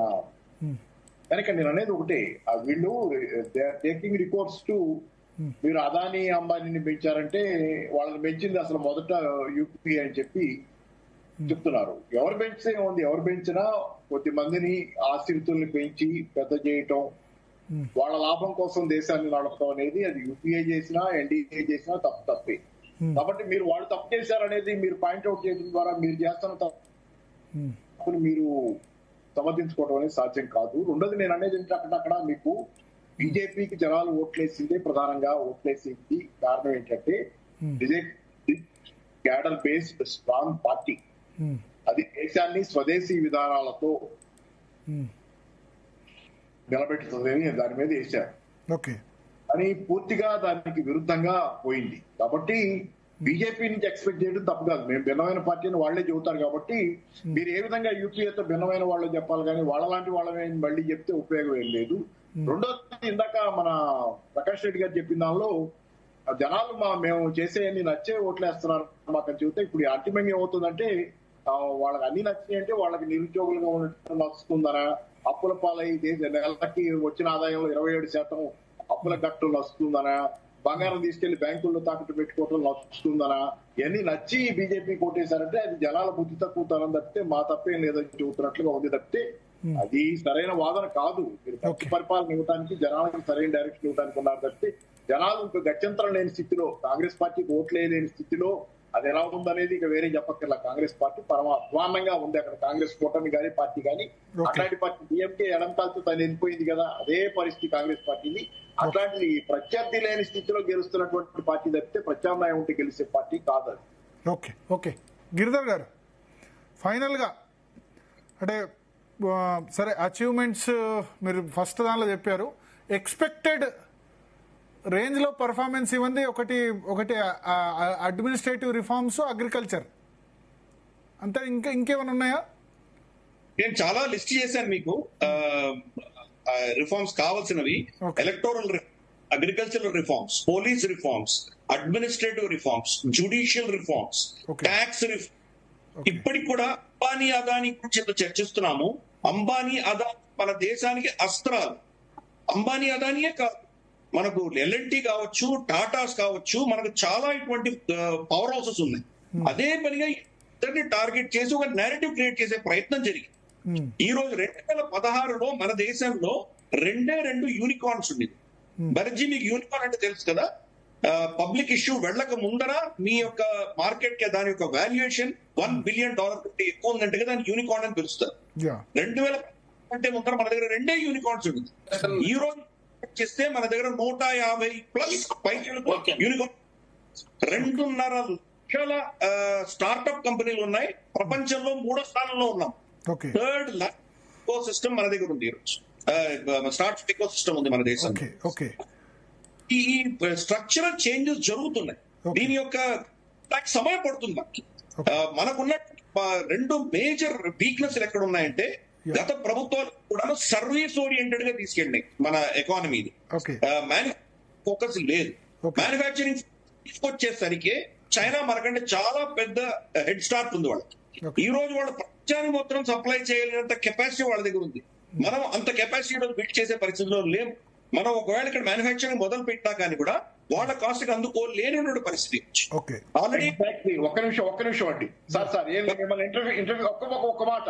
నేను మొదట్లో చెప్పిన మేక్ ఇన్ ఇండియా అప్పుడు ఇదే మాట్లాడమండి, నేను మాట్లాడేవాడిని. సో దానికి వచ్చినటువంటి వాళ్ళకున్న కెపాసిటీలో తట్టుకునేటువంటి లేదు ఈరోజు. కానీ కొన్ని రంగాలు దాన్ని ఓవర్టేక్ చేస్తున్నాం.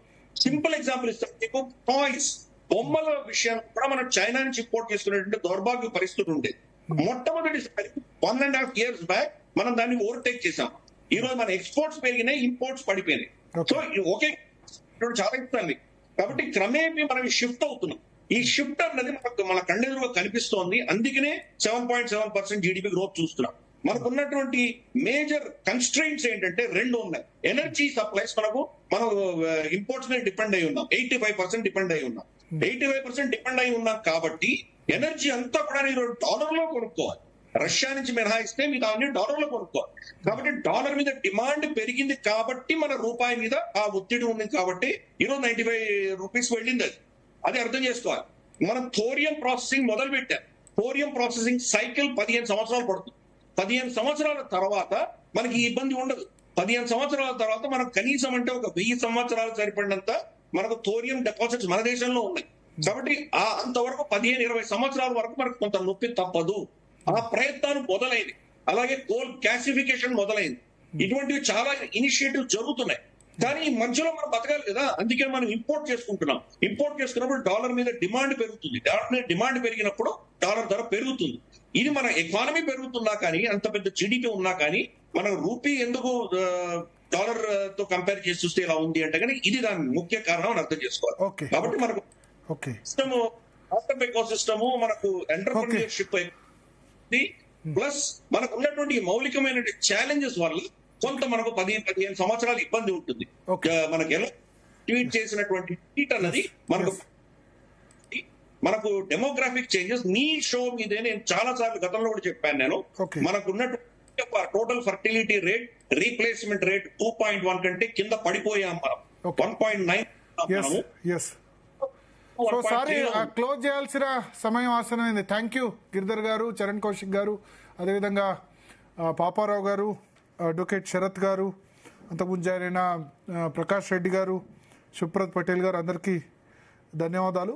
మోడీ రేపటితో ఎలక్టెడ్ ప్రైమ్ మినిస్టర్ అంటే జవహర్లాల్ నెహ్రూ రికార్డును అత్యధిక కాలం పదవిలో ఉన్న ఎన్నికైన ప్రధానమంత్రిగా రికార్డు సృష్టించబోతున్నారు. 12 సంవత్సరాలు కంప్లీట్ చేసుకోబోతున్నారు. ఈ సందర్భంగా సీఎంలు, డిప్యూటీ సీఎంల, ఎన్డీఏ పాలిత రాష్ట్రాల ముఖ్యమంత్రుల మీటింగ్ ఉంది. ఆ తర్వాత నీతి ఆయోగ్, గవర్నింగ్ కౌన్సిల్ మీటింగ్ కూడా ఉంది. సో మోడీ 12 ఏళ్ల పాలనకు సంబంధించి విజయాలు వైఫల్యాలు దీనికి సంబంధించి డీటెయిల్డ్ అనాలిసిస్ రాబోయే 2-3 రోజుల్లో జీ తెలుగు న్యూస్లో ఖచ్చితంగా అందిస్తాం. ఇది